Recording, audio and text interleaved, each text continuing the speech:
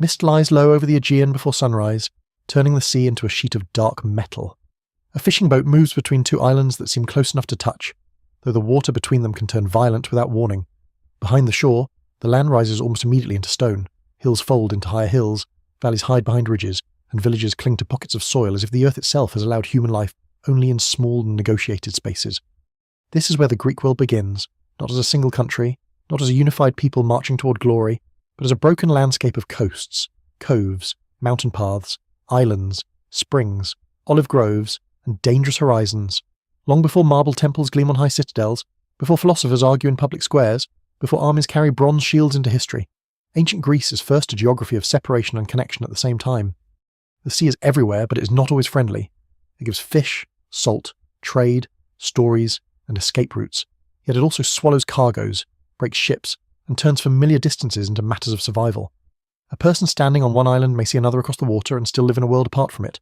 Winds decide whether travel is possible. Harbours decide whether a settlement prospers. A sheltered inlet can become a lifeline. An exposed coast can remain lonely for centuries. This is one of the first sleepy facts about ancient Greece. Though it is not sleepy because it is dull, it is sleepy because it sits quietly underneath almost everything else. Greece is shaped by a landscape that never encourages easy unity. Mountains divide communities by land. The sea connects them by risk. Before we go deeper, take a moment to like the video and subscribe if this is the kind of history and mystery you enjoy. Because Greece rewards patience. The farther one looks, the less it resembles a simple story of white columns and clear ideas. It becomes stranger, older, more textured, and much more human. Ancient Greece is not one place in the neat modern sense. It is a constellation. Mainland valleys, Peloponnesian plains, rocky islands, coastal cities in Asia Minor, settlements in Sicily, southern Italy, North Africa, and around the Black Sea all become part of a wider Greek-speaking world. What binds them is not one king or one capital, it is language, ritual, memory, trade, competition, and the habit of recognizing certain gods, stories, and customs as familiar. Even when local differences remain fierce, a Greek from Athens and a Greek from Sparta can understand something about each other and still distrust almost everything the other represents. A merchant from Corinth may feel closer to a trading partner across the sea than to a farmer in a valley only a few mountains away. The mountains matter more than they first appear. They are not the towering walls of the Himalayas, but they are enough to fragment a society. Much of the land is rugged, difficult to farm, and cut by narrow passes. In some regions, a journey that looks short on a map becomes a hard climb through dry slopes and stony tracks. This encourages small communities to grow inward, protective of their customs and suspicious of neighbours. It also helps explain why the famous city-state becomes such a powerful Greek form. A polis is not just a city, it is a community with its own laws, gods, land, memories, and pride. The geography does not create the polis by itself, and scholars still debate how much weight to give to landscape compared with politics, warfare, and social change, but the land clearly sets the stage. It makes large-scale central control difficult, it makes local identity feel natural. Yet the same world that divides people also pushes them outward. Many Greek valleys cannot feed endless growth, soil is thin in many places, rainfall can be uncertain, and grain is not always easy to produce in abundance. Olives and grapes thrive where wheat struggles, and over time they become part of the rhythm of Greek life oil for food, light, cleansing, perfume, athletics, and ritual, wine for meals, trade, sacrifice, and social ceremony. These crops do not merely sit in fields, they become habits, economies, and symbols. A single olive tree may live for generations, its twisted trunk becoming a quiet witness to births, debts, harvests, arguments, and funerals. What survives in the record suggests a world where people understood land not as scenery, but as a demanding partner. The islands add another layer of strangeness.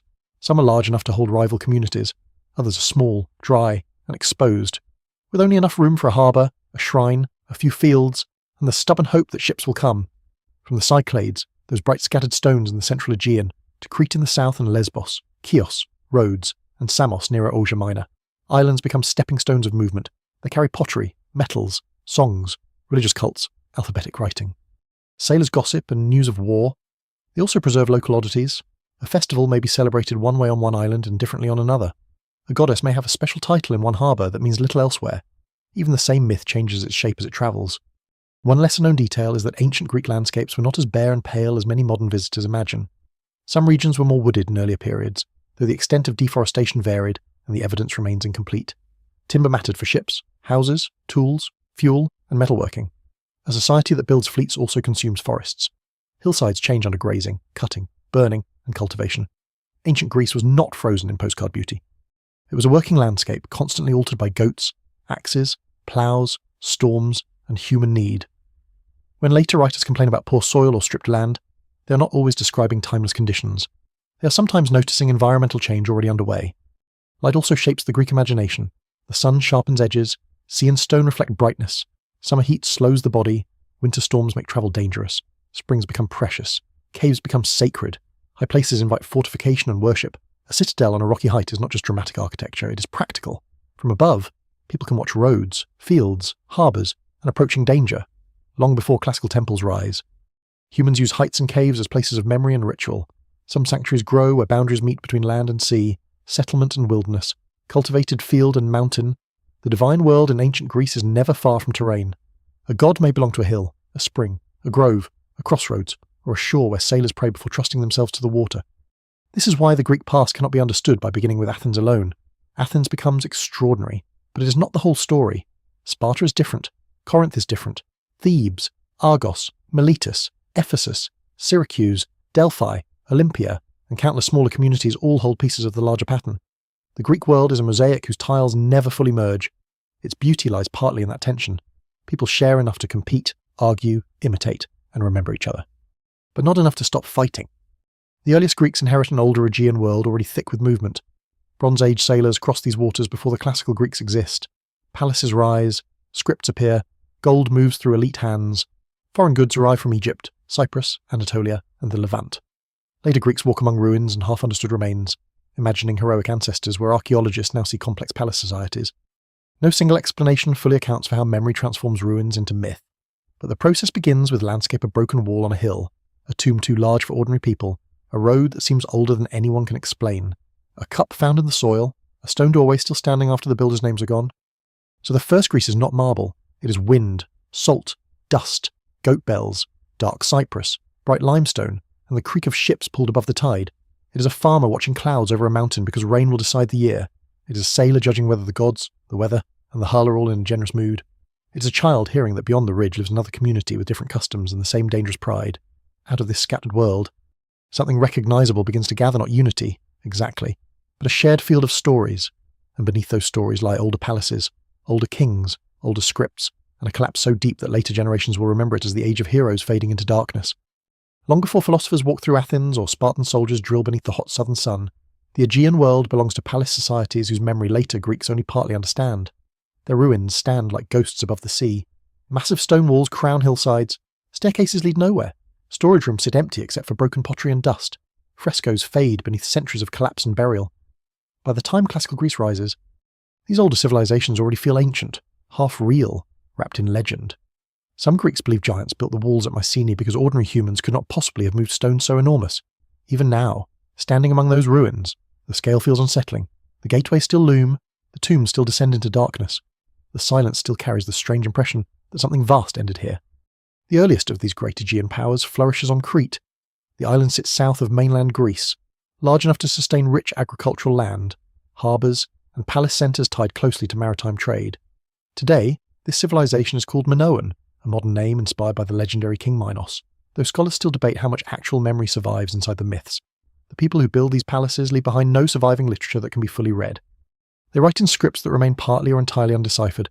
Their voices survive in fragment seals, tablets, painted walls, storage systems, ritual objects, and architecture designed with astonishing confidence. At Knossos, the largest palace complex, corridors twist through storerooms, workshops, shrines, staircases, and ceremonial halls in such complicated arrangements that later stories of labyrinths almost feel inevitable. The famous myth of the Minotaur may preserve a distorted memory of palace complexity, elite ritual, or the intimidating power of Crete itself. No single explanation fully accounts for the origin of the story, and the evidence remains incomplete. But myth often gathers around landscapes already charged with emotion. A sprawling palace filled with symbols of bulls and authority easily becomes something larger in memory. One sleepy fact about the Minoans is how vividly coloured their world appears compared with the pale ruins modern tourists usually encounter. Their walls once blaze with reds, blues, blacks, and whites. Frescoes show dolphins leaping through water, women with elaborate hairstyles, processions, flowers, monkeys, and dangerous athletic performances involving bulls. Human figures move with fluidity rather than stiffness. Nature feels alive and close. The sea is not background scenery. It is identity itself. Crete's position allows its people to become middlemen of the Eastern Mediterranean, connecting Egypt, the Near East, Cyprus, and the Aegean Islands in networks of exchange long before classical Greece emerges. The palaces are not merely royal homes. They function as administrative centres, storage hubs, ritual spaces, and economic engines. Huge jars of oil, grain, and wine stand in storerooms. Scribes track goods on clay tablets. Craftsmen shape metal, ivory, pottery, and jewellery. The society appears highly organised, though scholars still debate exactly how centralised Minoan political power truly is. There is surprisingly little clear evidence of heavy fortification in some earlier Cretan centres, which has led to theories that Minoan influence relies more on naval power and trade dominance than constant militarised control. Yet peaceful paradise theories have faded over time. Weapons exist, violence exists. Human societies rarely remain untouched by coercion, however elegant their art becomes. North across the sea, mainland Greece develops differently. Here, fortified palace centres rise at Mycenae, Tiryns, Pylos, and elsewhere. This is the world now called Mycenaean, after the great citadel of Mycenae itself. Thick walls wrap around palaces perched on defensible heights. Shaft graves contain gold masks, bronze weapons, amber, imported goods, and carefully crafted ornaments. Elite power is impossible to miss. The famous so-called Mask of Agamemnon discovered in the 19th century is not actually connected to the legendary king from Homeric tradition, but the mistaken name reveals how powerfully myth and archaeology intertwine in Greece. Archaeologists uncover graves older than the Trojan War stories and immediately feel the temptation to connect them. The Mycenaeans speak an early form of Greek. This matters enormously because it pushes the Greek language centuries deeper into the past than earlier generations once believed. Their scribes use a script known as Linear B, adapted from earlier Cretan writing systems. When scholars finally decipher Linear B in the 20th century, the discovery transforms understanding of ancient Greece. The tablets are not poetic epics or philosophical reflections. Most are administrative records inventories, allocations, offerings, personnel lists. Yet they quietly prove that Greek-speaking palace societies already dominate parts of the mainland during the Late Bronze Age. The world these palaces inhabit is wider than many imagine. Mycenaean pottery appears far across the Mediterranean. Goods move between Egypt, Anatolia, the Levant, Cyprus, and the Aegean through complicated systems of diplomacy, trade, tribute, and opportunism. Shipwrecks reveal cargoes astonishing in their variety: copper ingots, glass, ivory, resins, jewellery, and luxury items crossing dangerous waters together. The Late Bronze Age Eastern Mediterranean resembles an interconnected international system more than isolated kingdoms. Rulers exchange gifts, marriages reinforce alliances, scribes maintain correspondence. The sea ties distant powers into a fragile web. And fragile it truly is. Around the 13th and 12th centuries BCE, this interconnected world begins to crack apart. Palaces burn, trade routes fail, populations shift, writing systems disappear from daily use in Greece for centuries. Some cities are destroyed violently, as others decline gradually. No single explanation fully accounts for the collapse. Scholars continue debating the balance between internal rebellion, earthquakes, drought, famine, systems failure, piracy, migration, and wider regional instability. The famous sea peoples recorded in Egyptian inscriptions may represent only one visible symptom of broader upheaval, rather than a simple invading force that destroys everything in its path. The collapse reaches beyond Greece. Hittite power in Anatolia disintegrates. Cities in the eastern Mediterranean suffer destruction or abandonment. Trade systems fragment. Elite palace economies dependent on complex exchange networks prove vulnerable when enough pressure accumulates. Modern historians sometimes compare this Bronze Age collapse to the failure of interconnected systems in other eras, when highly specialised societies depend on long-distance movement of materials, labour, and political stability. Disruption can spread quickly, yet the ancient evidence remains patchy. In some regions, life continues with adaptation rather than sudden catastrophe. In others, the silence after destruction layers becomes almost total. One of the strangest details is how memory behaves afterward. Later Greeks remember fragments of the Palace Age transformed into heroic legend. Great kings, fortified cities, bronze-clad warriors, raids across the sea, and a massive war at Troy survive in epic tradition, though heavily reshaped through centuries of oral storytelling. Archaeology suggests there may indeed be historical kernels beneath some legends. Troy itself is real, built and rebuilt many times near the Dardanelles. Mycenaean warriors certainly travel widely. Conflicts over trade routes and regional influence are entirely plausible. But Homeric poetry is not straightforward historical reporting. It is memory filtered through generations who no longer fully understand the world they describe. That partial forgetting may be the most haunting aspect of all.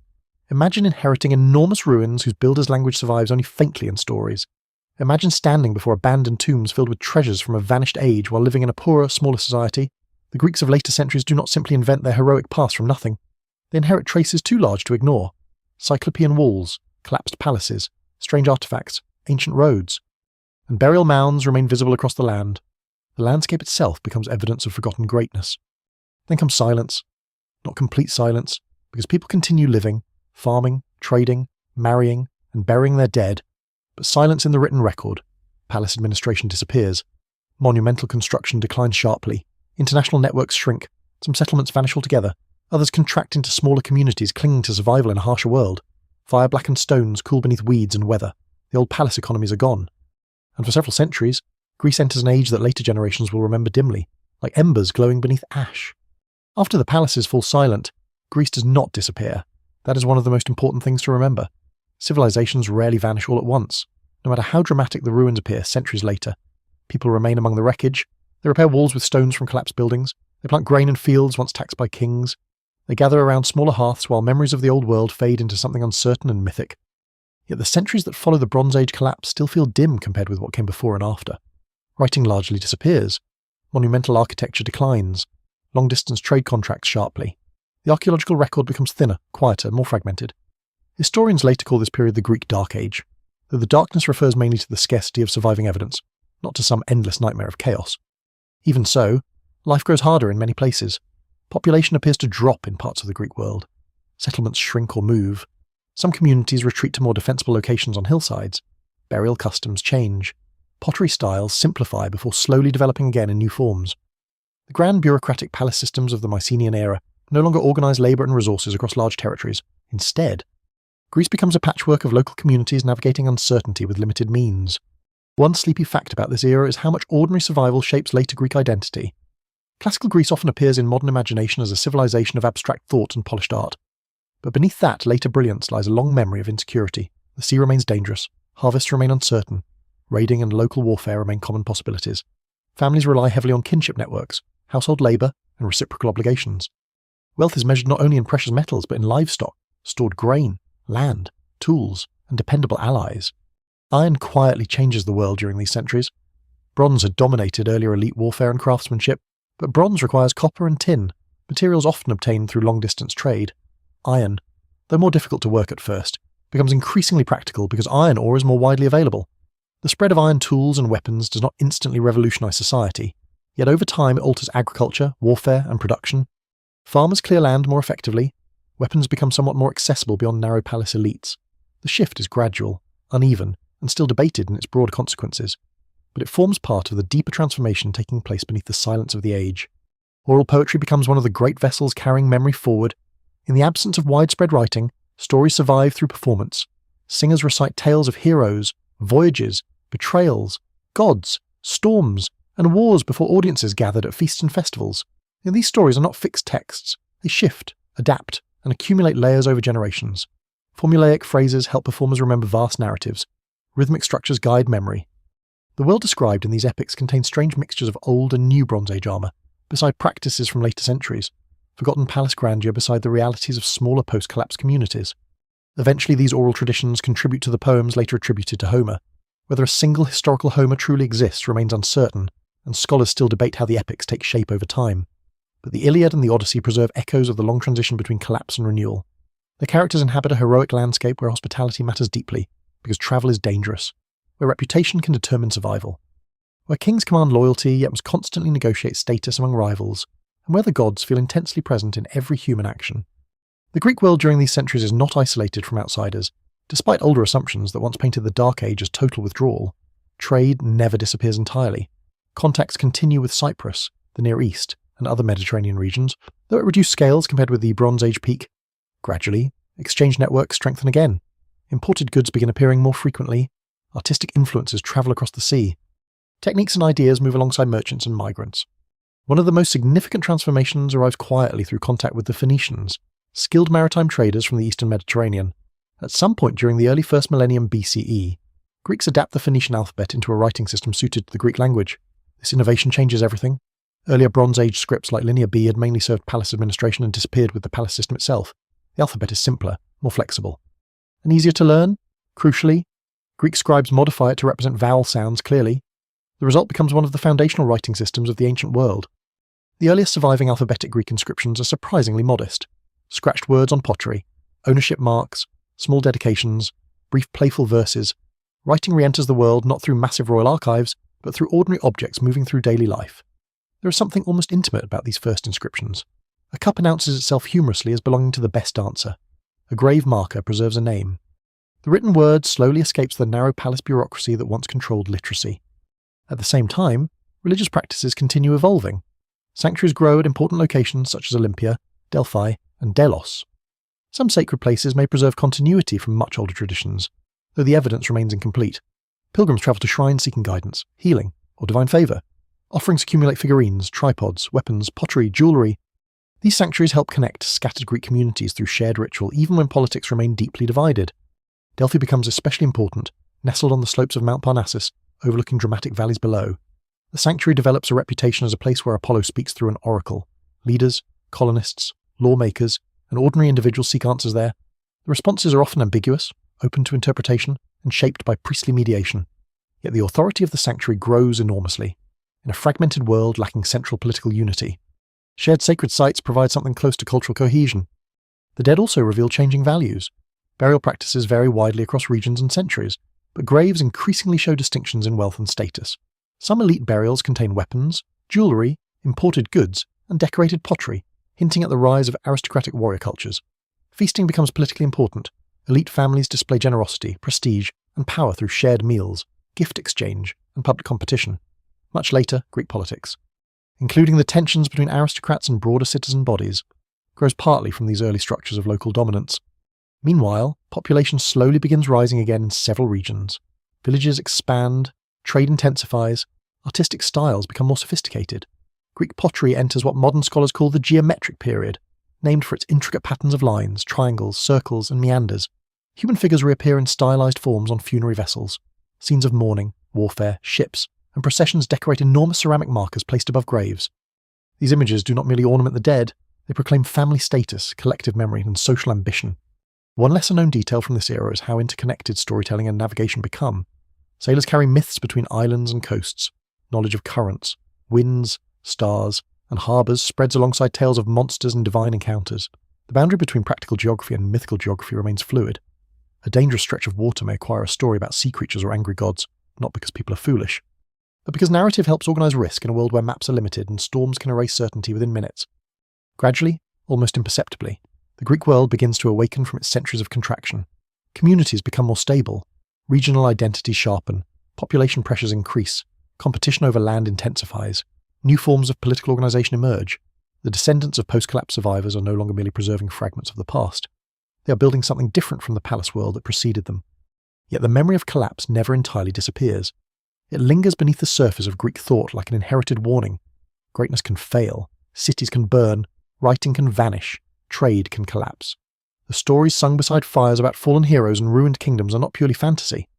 They are cultural echoes of a catastrophe real enough to scar the landscape for centuries, and out of those embers, amid rocky valleys and widening trade routes, a new kind of Greek society slowly gathers shape: the polis, the city-state, stubborn and proud beneath the returning light. As the Greek world grows brighter again, it does not rebuild the old palaces. That is the quiet surprise. The ruins of Mycenaean power still stand in places, and the memory of heroic kings still haunts songs and burial grounds. But the future does not belong to another great palace bureaucracy with scribes counting oil jars for a central ruler. It belongs instead to smaller communities learning how to organise themselves in public, argue over land, regulate violence, honour gods, and decide who counts as one of us, out of villages, shrines, markets, hilltop refugees, old aristocratic estates, and shared fears. The polis begins to take shape. A polis is often translated as city-state, but that phrase can be misleading if it makes one imagine only a dense urban centre.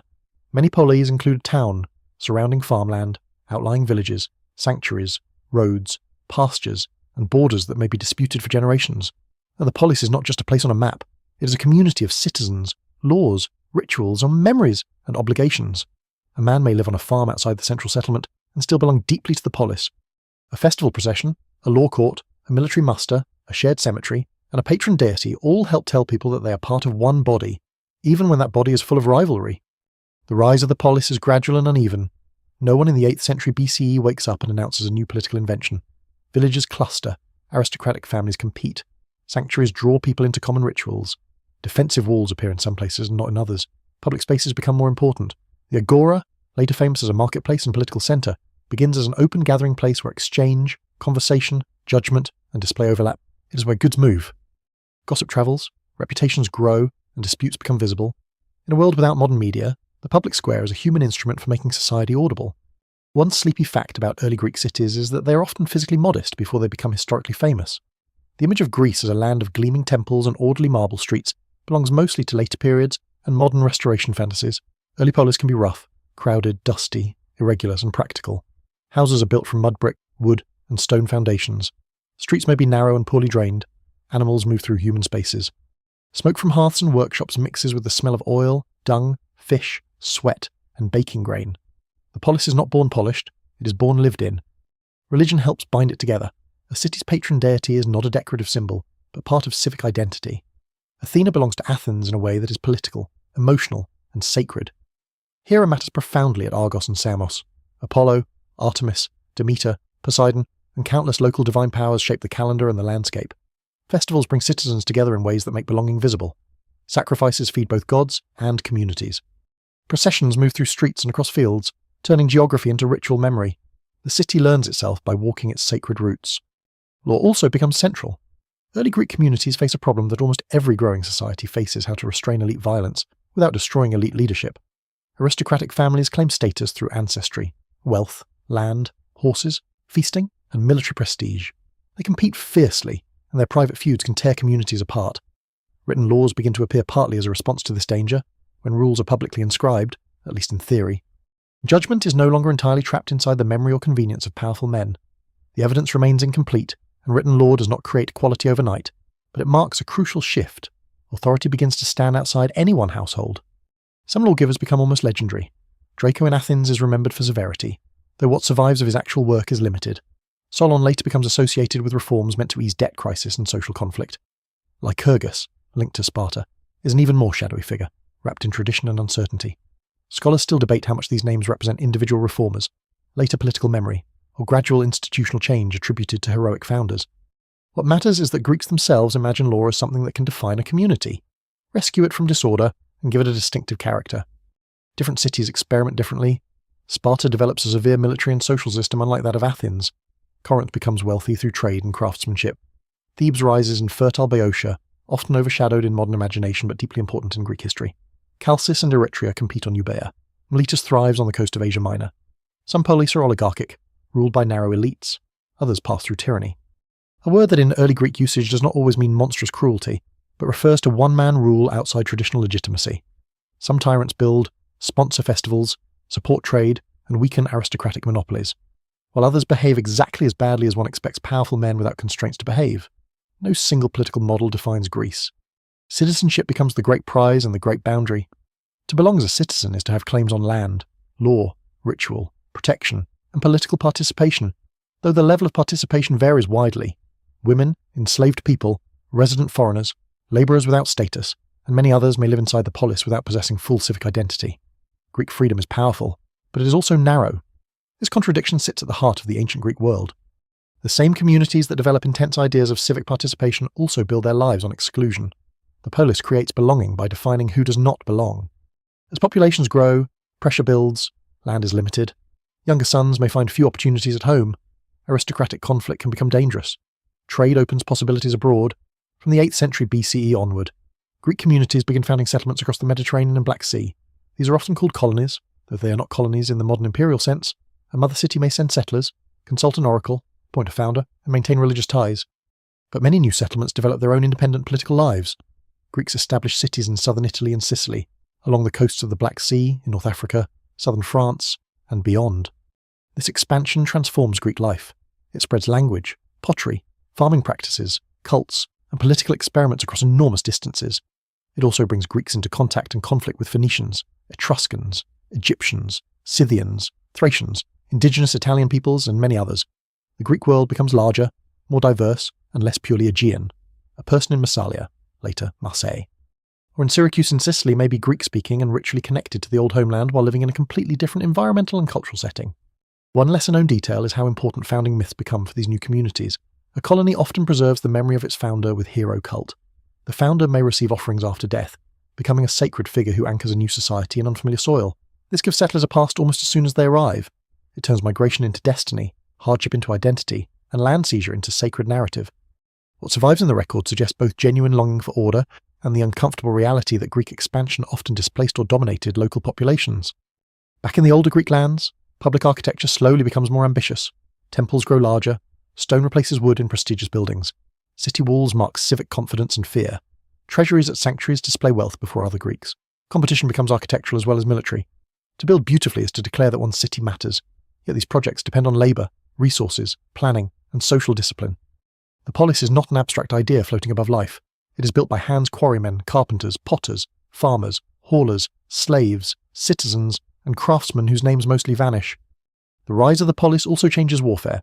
Communities increasingly rely on citizen soldiers who fight in heavy armour as hoplites, standing close in formation with shields overlapping. The exact relationship between hoplite warfare and political change remains debated, but the image of powerful men who defend the community may demand recognition within it. Military service, land ownership, and civic status become intertwined. The battlefield and the assembly are not separate worlds. Each gives meaning to the other. By the time Greece enters the archaic period fully, the scattered landscape described at dawn has become a network of fiercely self-conscious communities. They share sanctuaries, myths, poetic traditions, athletic contests, and a language family, yet they compete relentlessly. Their unity is cultural, not political. Their arguments are creative and destructive at once. Out of this tension will come temples, tyrants, law codes, colonies, coins, poetry, philosophy, and war. The city has awakened. But it has awakened with sharp edges, and at every gate, shrine, and marketplace, the gods are already waiting. The gods of ancient Greece do not live only in temples. They are not confined to marble statues, distant mountains, or formal festivals with polished rituals and public prayers. They press into daily life from every direction. They wait at doorways, crossroads, wells, hearths, groves, caves, harbours, fields, bedrooms, city walls, and dangerous bends in the road. A person in the Greek world does not step from a sacred space into a secular one in the modern sense. The boundary is softer, stranger, and much more crowded. The divine is not an occasional interruption of ordinary life. It is part of the air people breathe, as familiar and unpredictable as weather. A household begins with sacred fire. The hearth is not simply a place to cook. It belongs to Hestia, the goddess of the hearth, whose quiet presence holds the family together. Before public temples dominate the landscape, before grand sculptures shine with paint and offerings, the hearth gives religion its most intimate shape. Food, warmth, kinship, and worship meet in one glowing centre. Births, marriages, arrivals, departures, and meals all carry ritual weight. Even a modest home can hold small acts of devotion, a libation poured, a pinch of grain offered, a prayer spoken over flame. The grand myths tell of thunderbolts and sea storms, but Greek religion also lives in these small gestures, repeated so often they become almost invisible. Outside the door, other powers wait. Hermes guards thresholds, roads, travellers, merchants, and thieves with a cheerfully unsettling range of responsibilities. Boundary stones and herms, often simple pillars with a head and male features, mark transitions and protect movement. At crossroads, where choices multiply and danger feels near, offerings may be left for Hecate, a goddess associated with night, liminal spaces, ghosts, and protection. The Greeks do not imagine the world as empty land to be crossed neutrally. Places have moods, edges matter. To pass from one zone into another is to enter a space where divine attention may be useful. The city has its own sacred geography. Temples rise in prominent places, but sanctuaries can be small, old, irregular, and locally specific. A spring may be holy because generations have treated it as holy. A cave may belong to nymphs. A grove may be protected by custom so strong that cutting trees there becomes sacrilege. Some shrines hold ancient wooden cult images, far less elegant than later marble statues but more powerful in local imagination because of their age. One sleepy fact about Greek religion is that the most sacred object in a sanctuary is not always the most beautiful one. Sometimes it is a dark, worn, oddly shaped image believed to have fallen from heaven or survived from an immeasurable past. The Greek gods are immortal, powerful, and magnificent, but they are not morally perfect in the way later religious traditions often imagine divinity. Zeus can uphold order and violate it. Hera can protect marriage and pursue vengeance with terrifying persistence. Athena can embody wisdom and war. Apollo brings music, prophecy, plague, and purification. Artemis guards wild animals and young girls while also sending sudden death. Dionysus dissolves boundaries through wine, ecstasy, theatre, and madness. Poseidon shakes the earth and rules the sea that both feeds and kills. Demeter's grief can make crops fail. Aphrodite's power over desire can topple reason and kingdoms alike. The gods are not simple role models. They are forces, personalities, dangers, patrons, and explanations. And this makes worship practical as well as reverent. Greeks do not usually worship the gods because they expect them to be gentle. They worship because divine power must be honoured, negotiated with, thanked, appeased, and remembered. Sacrifice lies at the centre of public religion. An animal is led to the altar, decorated, sprinkled with water, and killed in a ritual that binds community, deity, and meal together. Bones and fat may be burned for the gods, while meat is distributed among people. In societies where meat is not eaten casually every day by everyone, sacrifice is also a major social event. It feeds bodies while reinforcing hierarchy, belonging, and shared dependence on powers beyond human control. Festivals give rhythm to the year. Some are local and modest, others draw visitors from across the Greek world. The Panathenaea in Athens honours Athena with processions, sacrifices, contests, and the presentation of a woven robe. The Eleusinian mysteries connected with Demeter and Persephone promise initiates a special religious experience whose full details remain hidden, because participants kept silence with remarkable success. Scholars still debate exactly what initiates saw, heard, and understood inside the rites. The evidence remains incomplete, but the mysteries clearly offered hope regarding death and the afterlife in a religious world where ordinary expectations about the dead could be shadowy and bleak. At Dionysian festivals, theatre becomes sacred performance. Tragedy and comedy are not merely entertainment added to religion. They grow inside religious celebration, civic identity, and collective reflection. Citizens gather to watch stories of doomed families, arrogant kings, grieving mothers, stubborn heroes, and gods whose presence may be merciful or devastating. A city sees itself through myth on stage. It laughs, mourns, judges, and remembers. The theatre of Dionysus in Athens is one of the places where religion, politics, poetry, and public emotion become almost impossible to separate. Omens and divination matter because the future is never secure. Birds, dreams, sacrificed entrails, sudden signs, strange births, eclipses, thunder, and accidental words may all be interpreted as meaningful. Modern minds often separate observation from superstition, but ancient interpretation grows from a different relationship with uncertainty. When harvests fail, ships vanish, childbirth becomes dangerous, and war can destroy a city's men in a single day. Signs feel necessary. Divination is a way of asking whether human action fits the hidden pattern of divine will. It can also be manipulated, misunderstood, or politically convenient, and ancient Greeks know this too. Skepticism exists beside belief. Delphi stands at the centre of this world of signs. The sanctuary of Apollo, high beneath cliffs and mountain light, becomes famous for the oracle whose responses influence colonization, warfare, law-giving, and private decisions. The Pythia, Apollo's priestess, speaks in a ritual setting, and her words are shaped into responses that often remain ambiguous enough to haunt those who receive them. A king may hear what he wants to hear and discover too late that the god's meaning was double-edged. No single explanation fully accounts for the authority Delphi gains, but its power rests partly on geography, tradition, priestly networks, accumulated prestige, and the deep Greek conviction that Apollo can reveal what mortals cannot see. Greek religion is also intensely local. There is no single sacred book setting one official doctrine for all Greeks. There are famous poets, old hymns, civic traditions, family customs, priesthoods, and myths that vary from place to place. The same god can have different titles, moods, and rituals depending on the city. Athena in Athens is not exactly Athena everywhere. Artemis at Broron, where young girls participate in rites before marriage, has a different social presence from Artemis worshipped in wild mountain spaces. Zeus can be the storm lord, protector of guests, guardian of oaths, or local mountain deity with specific cult practices. Greek religion is unified enough to be recognizable and varied enough to resist neat summary. Priests and priestesses serve specific cults, but they are not usually a separate preaching class like clergy in some later traditions. Many priesthoods are civic offices, sometimes held for a year, sometimes hereditary, sometimes purchased, depending on the cult and city. Ritual correctness matters more than personal belief as modern people might define it. To honour the god properly is to maintain right relationship. Mistakes can be dangerous. Pollution, or miasma, may cling to murder. Childbirth, death, sacrilege, or other boundary-crossing events. Purification rituals restore order. This does not mean every Greek lives in constant terror, but it does mean that invisible disorder is treated as socially and religiously real. One lesser-known detail is how crowded the divine world becomes beyond the Olympians. Nymphs inhabit springs, caves, trees, and mountains. River gods belong to specific waters. Heroes receive cult after death, especially at tombs believed to hold powerful ancestral figures. A city may honour a founder as a protective hero. The dead themselves require offerings and remembrance. Abstract powers such as victory, persuasion, justice, fear, and peace can receive personified attention. The Greek world is not governed by 12 neat gods on Olympus alone. It is dense with presences, some grand, some local, some barely visible in the surviving record. This sacred density shapes how Greeks understand disaster. A plague may have medical causes, but it may also signal divine anger. A failed expedition may reflect bad planning, bad weather, bad leadership, and offended gods at once. These explanations do not always compete in the ancient mind. They overlap. The evidence remains incomplete, especially for ordinary people whose inner beliefs rarely survive. But public actions show communities constantly trying to align human behaviour with divine order. As temples grow larger and festivals more elaborate, religion becomes one of the strongest threads connecting scattered polis. Greeks who fight each other may still meet at Olympia, Delphi, Isthmia, and Nemea under sacred truces and shared rituals. They compete in honour of gods even while preparing for future wars.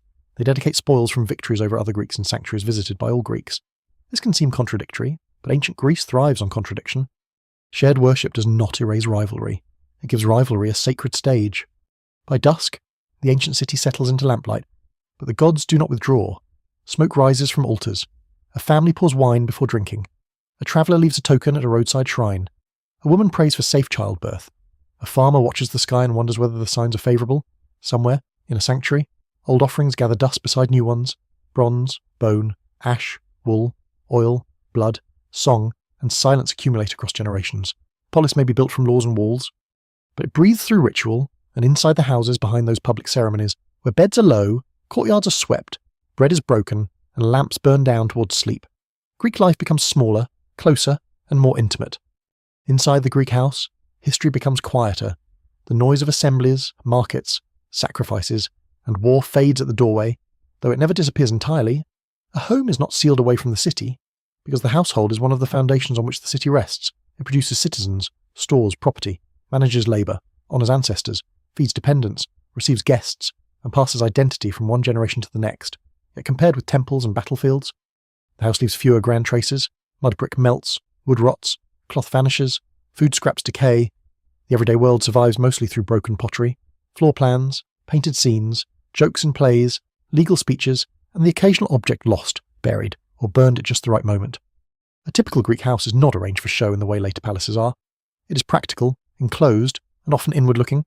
Many houses turn around a courtyard, where light, air, cooking, washing, small-scale work, and family movement meet. From the street, the exterior may look plain, even defensive. Doors open not into a modern living room but into a controlled domestic world. The courtyard matters because Mediterranean life depends on shade, ventilation, and flexible space. In warm weather, much of life can happen there, grinding grain, weaving, mending, preparing food, supervising children, talking with servants, cleaning vessels, drying produce, and listening to sounds drifting in from the street. The floors may be packed earth, clay, plaster, or simple stone. Furniture is sparse by modern standards. Beds, stools, low tables, chests, storage jars, baskets, lamps, and woven mats fill the rooms without cluttering them too heavily. Many objects are portable. A room can shift function depending on need, season, and household wealth. Beds are not always soft retreats. They may be wooden frames with straps, mattresses stuffed with wool, straw, or plant fibres, and blankets woven in the household or purchased through trade. Sleep comes with smoke, insects, street noise, animal sounds, and the seasonal discomforts of heat or cold. The ancient bedroom is less private sanctuary than necessary shelter. One sleepy fact about ancient Greek homes is that they were often darker than modern imagination expects. Windows could be small, high, shuttered, or limited, especially along street-facing walls. Privacy, security, and climate all matter. Light enters through courtyards and doorways. At night, oil lamps create small pools of yellow flame rather than full illumination. Olive oil feeds these lamps, and the smell of burning oil joins the ordinary scent of the home. A person moving through rooms after sunset sees edges, shadows, and familiar outlines, not the bright clarity of electric light. Ancient night is thicker. It changes how people hear, fear, pray, and sleep. Food binds the household to the land. Bread or barley cakes form a staple for many. Wheat is valued, but barley is often more common and hardy. Olives, figs, grapes, cheese, onions, garlic, lentils, beans, fish, and occasional meat shape the diet. Wine is usually diluted with water rather than drunk neat in respectable settings. Olive oil is everywhere in food, lamps, cosmetics, athletics, medicine, and ritual. A meal can be simple enough to seem austere, but Greek cuisine is not flavourless. Herbs, honey, vinegar, fish sauce, sesame, and regional ingredients add variety. The evidence remains incomplete for ordinary diets across all classes and regions, yet it is clear that season, wealth, location, and status strongly affect what appears on a table. Cooking equipment is modest but varied: clay ovens, portable braziers, pots, pans, spits, mortars, grinding stones, ladles, and storage vessels. Smoke is a constant companion where hearths and braziers are used. Some households may cook in courtyards to manage ventilation. Water must be fetched unless a home has access to a private well or cistern, and this labour shapes the day. In cities, fountains and public water sources become meeting points as well as necessities. Carrying water is tiring. Repetitive work, usually invisible in heroic history but essential to every meal, washing, ritual, and birth. Clothing begins with rectangles of cloth, fastened, belted, folded, and arranged in ways that vary by gender, period, region, and status. Wool and linen dominate. Cloth itself represents enormous labour. Sheep must be raised, wool cleaned, spun, dyed, woven, cut, and maintained. Weaving is not a minor domestic pastime. It is an economic and symbolic activity central to household production. A well-run household turns fibre into clothing, blankets, bags, and ritual textiles. In myth, mortal women. Goddesses, queens, and captives are repeatedly shown weaving. not because the Greeks lack imagination, but because weaving is one of the great technologies of domestic life. Cleanliness is practical, social, and ritual. People wash with water where they can, use oil on the skin, and scrape it away with a strigil, especially after exercise. Perfumed oils appear among the wealthier classes and in special occasions. Public baths develop more fully over time, but domestic washing remains basic by later Roman standards. The Greek body is cared for with a mixture of simplicity and attention, hair arranged, beards trimmed or grown according to fashion, garments cleaned when possible, skin oiled, wounds treated, teeth managed with whatever methods are available. The ancient body is never abstract. It sweats, aches, smells, bleeds, hungers, ages, and requires constant care. Children move through this world under watchful eyes. Infant mortality is high by modern standards, though exact rates vary and remain difficult to reconstruct. Birth is dangerous for both mother and child. Naming, presentation to the household, and later rites mark a child's gradual entry into family and community. Toys survive in the archaeological record rattles, dolls, knuckle bones, miniature carts, small animals, and game pieces. These objects are quietly moving because they remind us that ancient children also played while adults worried about dowries, harvests, debts, politics, and war. A clay doll with jointed limbs may carry more human immediacy than a battlefield monument. Marriage organises property, legitimacy, household alliances, and reproduction. In many Greek communities, marriage is less a romantic union in the modern sense than a family arrangement with social and economic consequences. A bride often moves from her father's household into her husband's, bringing a dowry that remains important for her security. Wedding rituals involve procession, sacrifice, feasting, veiling, torches, songs, and the symbolic transition from one household to another. The emotional lives inside these marriages are harder to recover. Some couples may have been affectionate, others may have been distant, unequal, or unhappy. What survives in the record suggests a wide range of human experience hidden beneath formal structures. Households can include enslaved people, hired workers, relatives, children, and dependents. Domestic slavery is woven deeply into Greek life, especially in wealthier homes. Enslaved women may grind grain, fetch water, nurse children, prepare food, clean rooms, assist with weaving, and perform intimate labour that free citizens rarely describe in detail. Their presence makes elite leisure possible. Their silence in the record is one of the great moral shadows of ancient domestic history. The house may seem peaceful from the outside, but its comfort can rest on coercion. The division between men's and women's spaces is often discussed, especially in relation to Athens, where sources suggest respectable citizen women were expected to spend much of their time within the household. Some houses include rooms later interpreted as women's quarters or men's dining spaces, though archaeology complicates simple assumptions. Rooms change use, ideals differ from practice. Poor women may have to work outside more frequently. Women in different city-states live under different norms. Scholars still debate how sharply domestic space was segregated in everyday reality. Ancient prescriptive statements tell us what some men thought should happen, not always what did happen. The symposium, a male drinking party, reveals another side of domestic space. In wealthier homes, a special room called the andron may host reclining guests who drink diluted wine, play games, listen to music, discuss poetry or politics, and enjoy entertainment. These gatherings can be refined, philosophical, flirtatious, competitive, or unruly. Cups are painted with scenes that move between elegance and absurdity. One surprising detail is that some drinking cups hide images at the bottom. Revealed only as the wine disappears, a guest finishing his drink might find a face, a ship, a lover, an animal, or a joke staring back from the clay. Sleep itself is shaped by labour and season. Farmers rise early. Women's work begins before formal public life stirs. Slaves may sleep in corners, storerooms, workshops, or wherever space permits. Wealthy men may rest after meals, while the poor have less control over exhaustion. Night does not belong equally to everyone. It brings relief, danger, secrecy, prayer, and vulnerability. Doors are barred, lamps are extinguished. The city outside quiets unevenly. Dogs bark, infants cry. Somewhere a potter's kiln glows late. Somewhere a sick person waits for dawn. The Greek home is also full of objects that carry memory. A loom weight used by a grandmother, a cup repaired after cracking, a chest holding textiles for a daughter's marriage, a small figurine offered for protection, a storage jar that keeps the year's oil safe. Archaeologists often find ancient life in fragments, but the fragments once belonged to patterns of touch. Hands lifted lids, tied belts, sharpened knives, combed hair, kneaded dough, soothed children, poured wine, and closed the eyes of the dead. By looking into these rooms, Greece becomes less distant. The city-state may debate law and honour gods in public, but its pulse begins here, with food, sleep, labour, fear, affection, and routine. The world of temples and assemblies depends on courtyards swept at dawn and lamps filled at dusk, and beyond the doorway, where streets bend toward markets and harbours, the household's needs pull people outward again, toward fields, ships, coins, trade routes, and the restless movement that carries Greek life far beyond the walls. Beyond the doorway of the house, Ancient Greece works for its living. The polished image of statues, philosophers, and heroic battles can make the Greek world seem suspended above ordinary necessity. But most people live close to hunger, weather, debt, and labour. The land demands patience. The sea demands nerve. A household may dream in myths, pray to Olympian gods, and honour ancestral customs. But it survives through stored grain, pressed oil, watered vines, patched nets, repaired sandals, and animals that must not be lost to disease, theft, or drought. Greece is a civilization of words and temples, but it is also a civilization of calloused hands. Farming sits at the base of everything. In many regions, the agricultural year turns around grain, olives, and grapes, each with its own rhythm and risk. Barley is hardy and common. Wheat is desirable but less reliable in poorer soils. Vines cling to slopes and produce grapes for wine, raisins, and trade.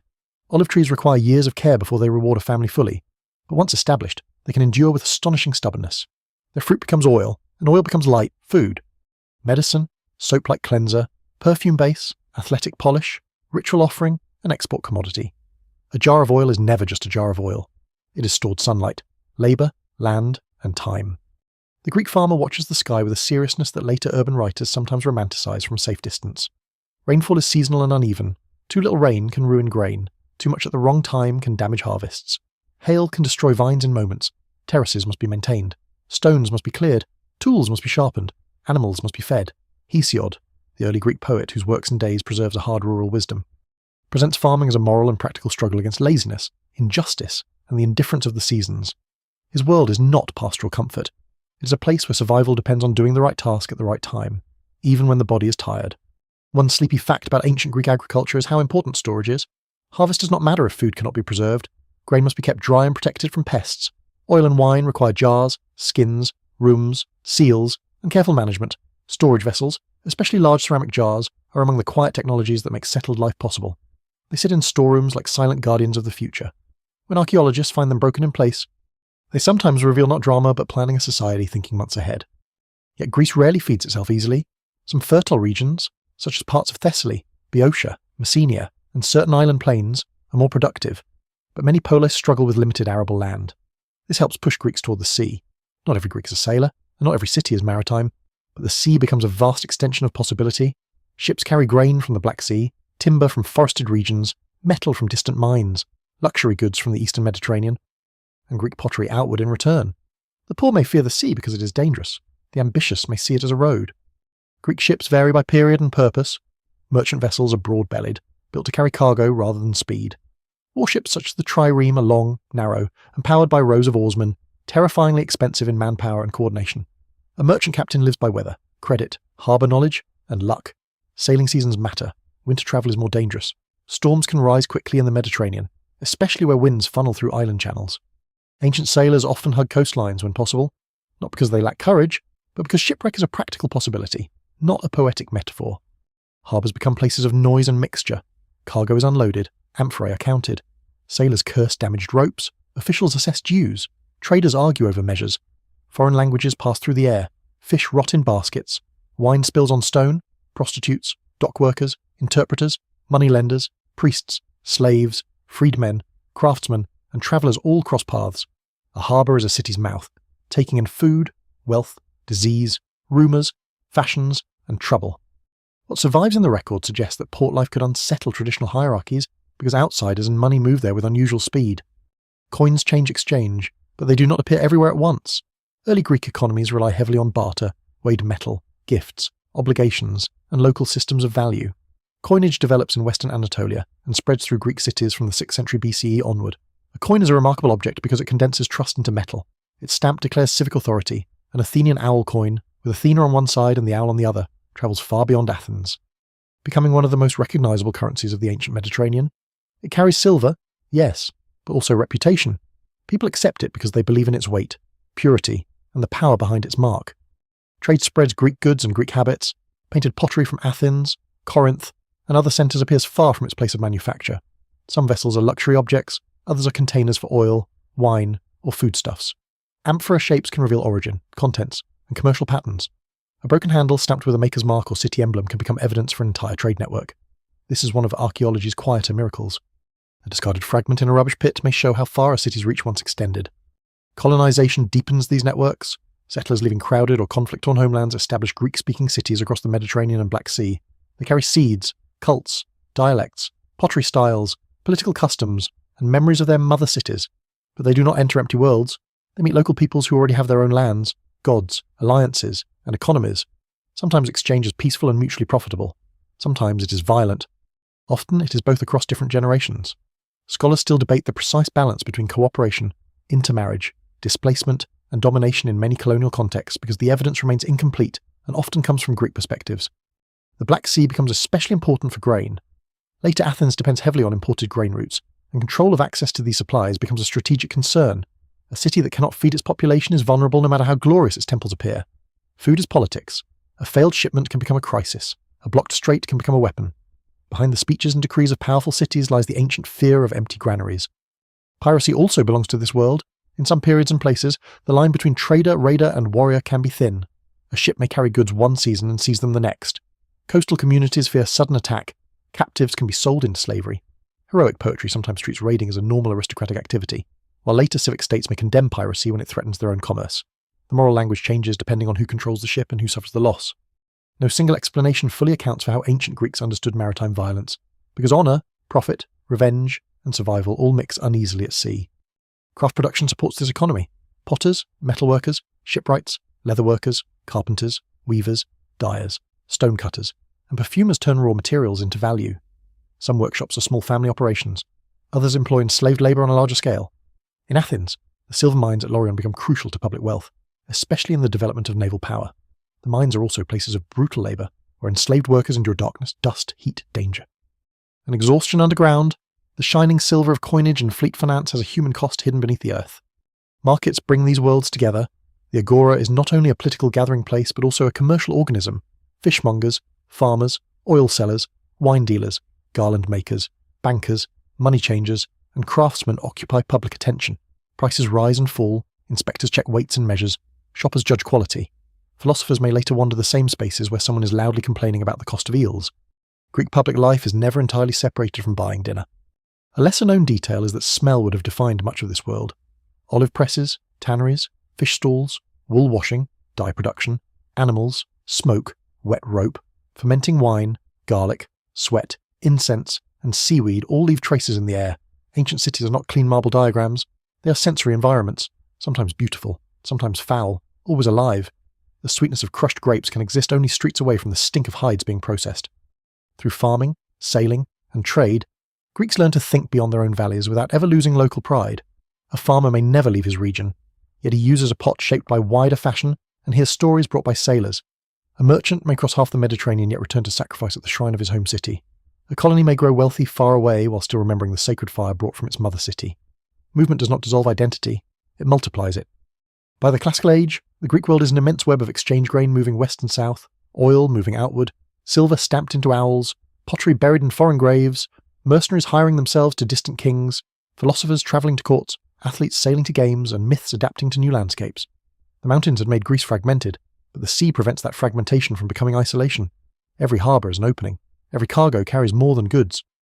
It carries words, gods, habits, diseases, technologies, and rumours of places where Greeks must compare themselves with others.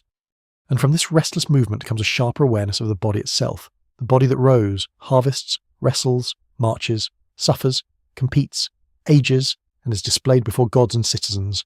Greek life is built on labour, but it also turns the trained human form into something sacred, competitive, and almost philosophical. In stadium dust and gymnasium shade, the same society that measures oil and grain begins measuring speed, strength, beauty, discipline, and fame. In the dust of the stadium, the Greek body becomes public. It is no longer only the body that bends over fields, hauls rope, rows ships, carries water, gives birth, grinds grain, or sleeps beneath a wool blanket after a long day of work. It becomes a thing to be trained, compared, admired, disciplined, celebrated, and judged beneath the eyes of men, gods, and memory. Ancient Greece does not invent physical competition, but it gives athletic excellence a sacred intensity that still echoes in the modern world. To run fast, throw far, wrestle well, or endure pain gracefully is not merely useful, it can become a form of glory. The gymnasium begins as a place of exercise, but over time it becomes much more than that. Its name comes from the Greek association with training unclothed, a custom that surprises many outsiders and later observers. Greek male athletes often train and compete naked, their bodies oiled, scraped clean with strigils, and exposed to public evaluation. This is not simply vanity, though vanity is certainly present. Naked training expresses ideas about freedom, masculinity, discipline, and citizen identity. The trained body becomes a civic display. It says that this man has leisure, status, self-control, and readiness for war, even if the connection between athletic grace and battlefield survival is never as neat as poets might wish. Oil is central to this world. Athletes rub themselves with olive oil before exercise, sometimes mixed with perfume in elite contexts. After training, they scrape oil, sweat, and dust from the skin with curved metal strigils. The mixture scraped away is not always treated as waste. In some stories and later practices, scrapings from famous athletes' bodies are valued almost like magical substances, believed to carry strength or healing power. It is an odd and intimate detail, but it reveals how fame can cling even to the residue of flesh. The Olympic Games, held at Olympia in honour of Zeus, become the most famous athletic festival, though they are only one part of a large circuit that includes games at Delphi, Nemea, and the Isthmus near Corinth. These Panhellenic festivals matter because they draw competitors and spectators from across the Greek-speaking world. Cities that distrust or fight one another can still send athletes to compete under sacred protection. Victors do not win gold medals in the modern sense at Olympia. The prize is a wreath of wild olive. The material reward seems modest, almost severe, but the symbolic reward is enormous. A victor returns home with honour that can last for generations. Some receive meals at public expense, front row seats at festivals, statues, poems, and political prestige. One sleepy fact about the ancient Olympics is that the event is not only athletic, it is religious, social, commercial, and diplomatic all at once. Sacrifices take place, oaths are sworn, crowds gather in heat and dust, merchants sell goods, poets seek patrons, politicians make contacts, cities display wealth, rumours travel faster than runners. The sanctuary at Olympia becomes a temporary centre of the Greek world, not because it rules anyone, but because everyone understands its prestige. The Games create a shared calendar of memory. People date events by Olympiads, measuring time through recurring competition. The events themselves change over time. Running races come first, including the stadion sprint, a short race whose length gives its name to the stadium. Longer races follow. Wrestling, boxing, pancration, pentathlon, horse racing, and chariot events expand the programme.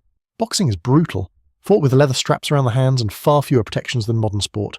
Pancration combines wrestling and striking in a contest so severe that only biting and eye gouging are generally forbidden. Victory can come through submission, exhaustion, or incapacity. The Greeks admire beauty and proportion, but they are not delicate about violence. Chariot racing is especially aristocratic because horses are expensive. The person honoured as victor is usually the owner, not necessarily the driver risking his life in the race. This allows wealthy elites, including some women in special cases, to claim Olympic victories through ownership of teams.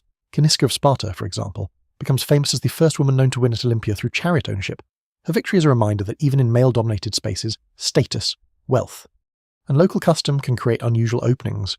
Still, most women cannot compete in or even attend the men's Olympic events, depending on status and circumstance, though separate female athletic traditions such as the Heraia are associated with Olympia. The evidence remains incomplete, and scholars still debate details of women's participation and exclusion. Greek ideals of beauty are never merely decorative. Sculpture presents bodies in poised balance, muscles controlled rather than swollen, faces calm even in exertion. The Kouros statues of the archaic period stand with one foot forward, rigid yet alive with emerging interest in anatomy. Classical sculptors later pursue proportion, movement, and idealise naturalism with extraordinary skill. But these statues are not photographs of ordinary bodies. They are cultural arguments in stone and bronze. They suggest what a male citizen body might aspire to be: balanced, disciplined, young, strong, and self-possessed. Real bodies, of course, are messier. They scar, limp, age, hunger, and fail. Medicine grows partly from attention to the body as a system. Greek healers observe symptoms, diet, climate, exercise, wounds, and patterns of disease. The Hippocratic tradition, associated with the island of Kos and other medical communities, does not represent a single author or instant scientific revolution, but it marks an important effort to explain illness through natural causes rather than only divine punishment. This does not remove religion from healing. Temples of Asclepius, the healing god, remain deeply important. Patients sleep in sanctuaries hoping for healing dreams, undergo rituals, make offerings, and dedicate models of healed body parts. Observation and sacred cure coexist.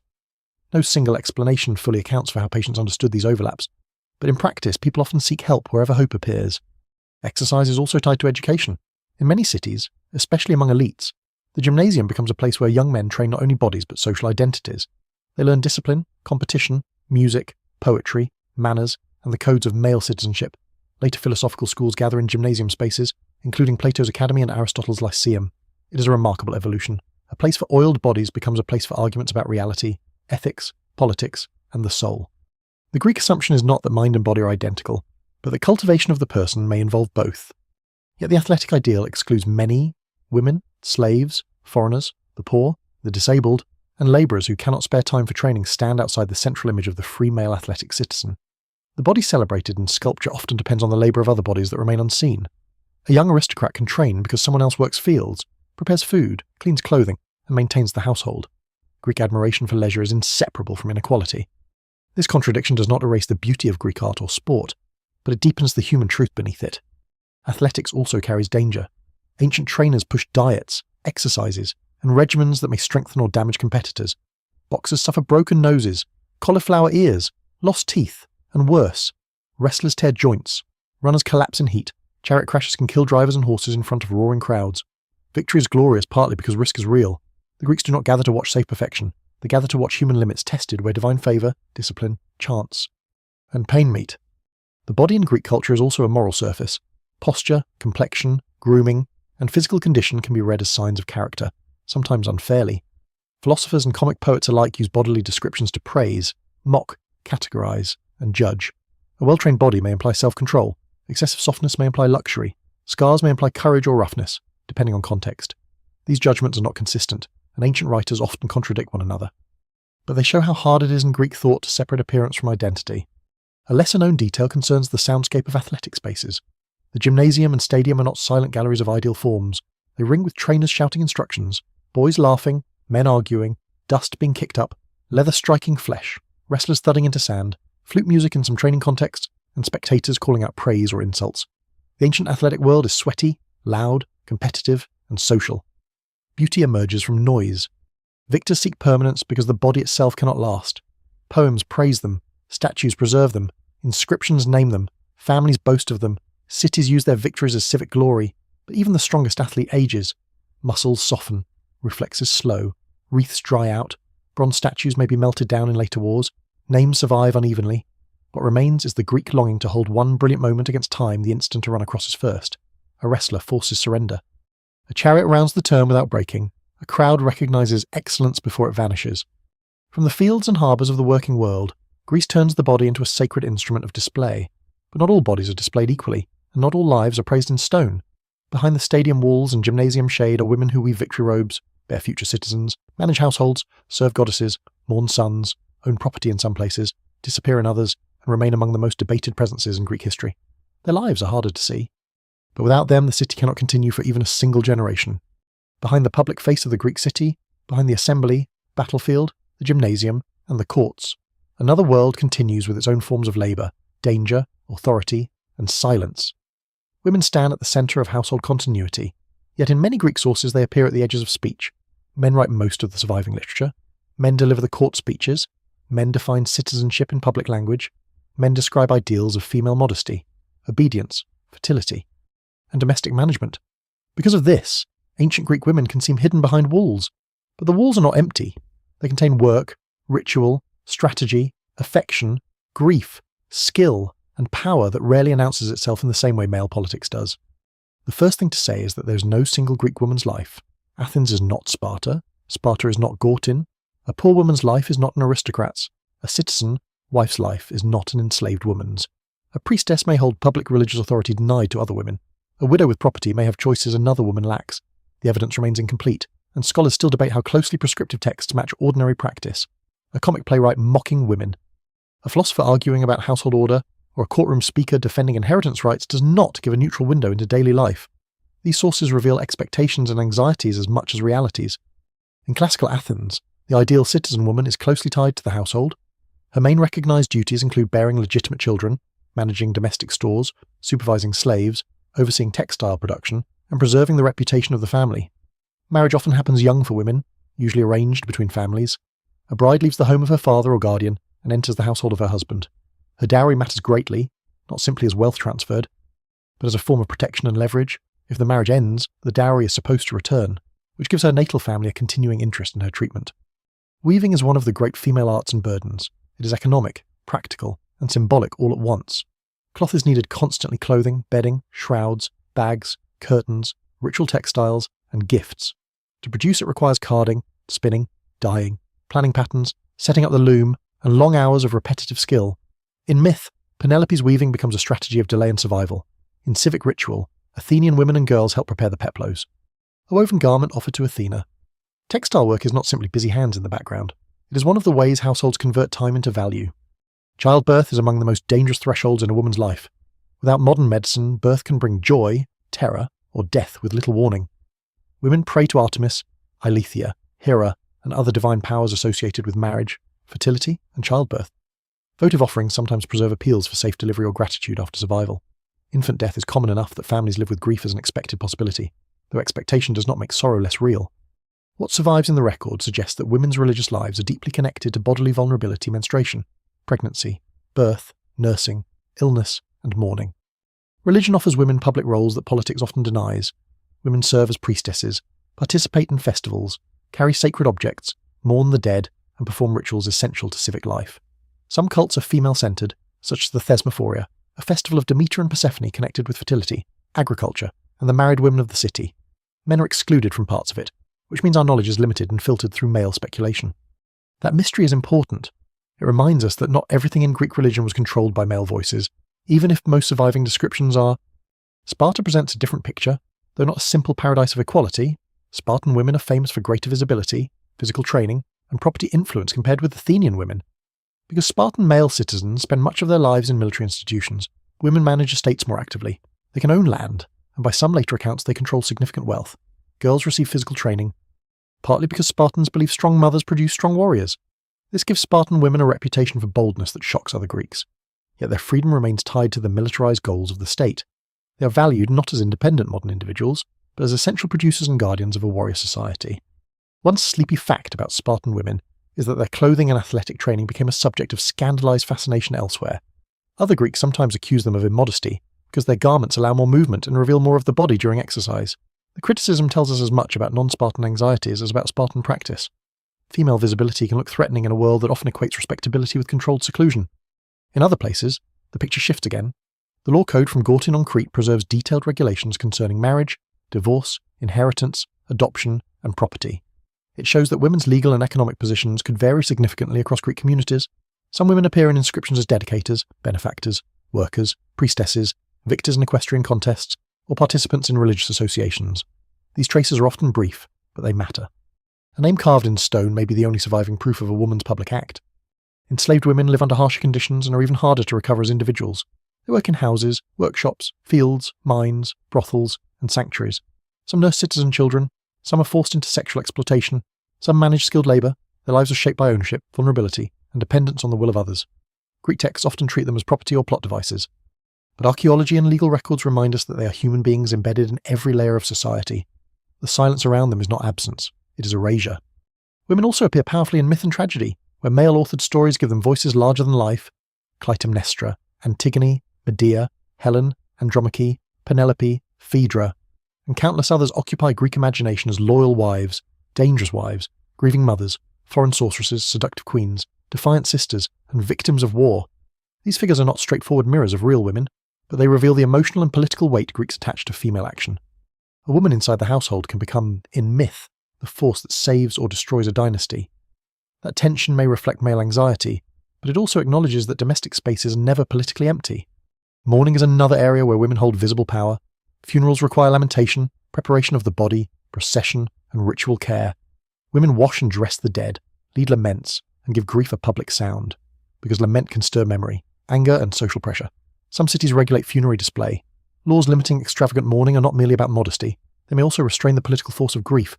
A mother's cry over a dead son can become a city's accusation. Daily work continues beneath these rituals. Women grind grain, bake bread, supervise stores, fetch water in poorer households, care for children, treat minor illnesses, manage textiles, prepare offerings, and maintain the domestic order that male citizenship depends upon.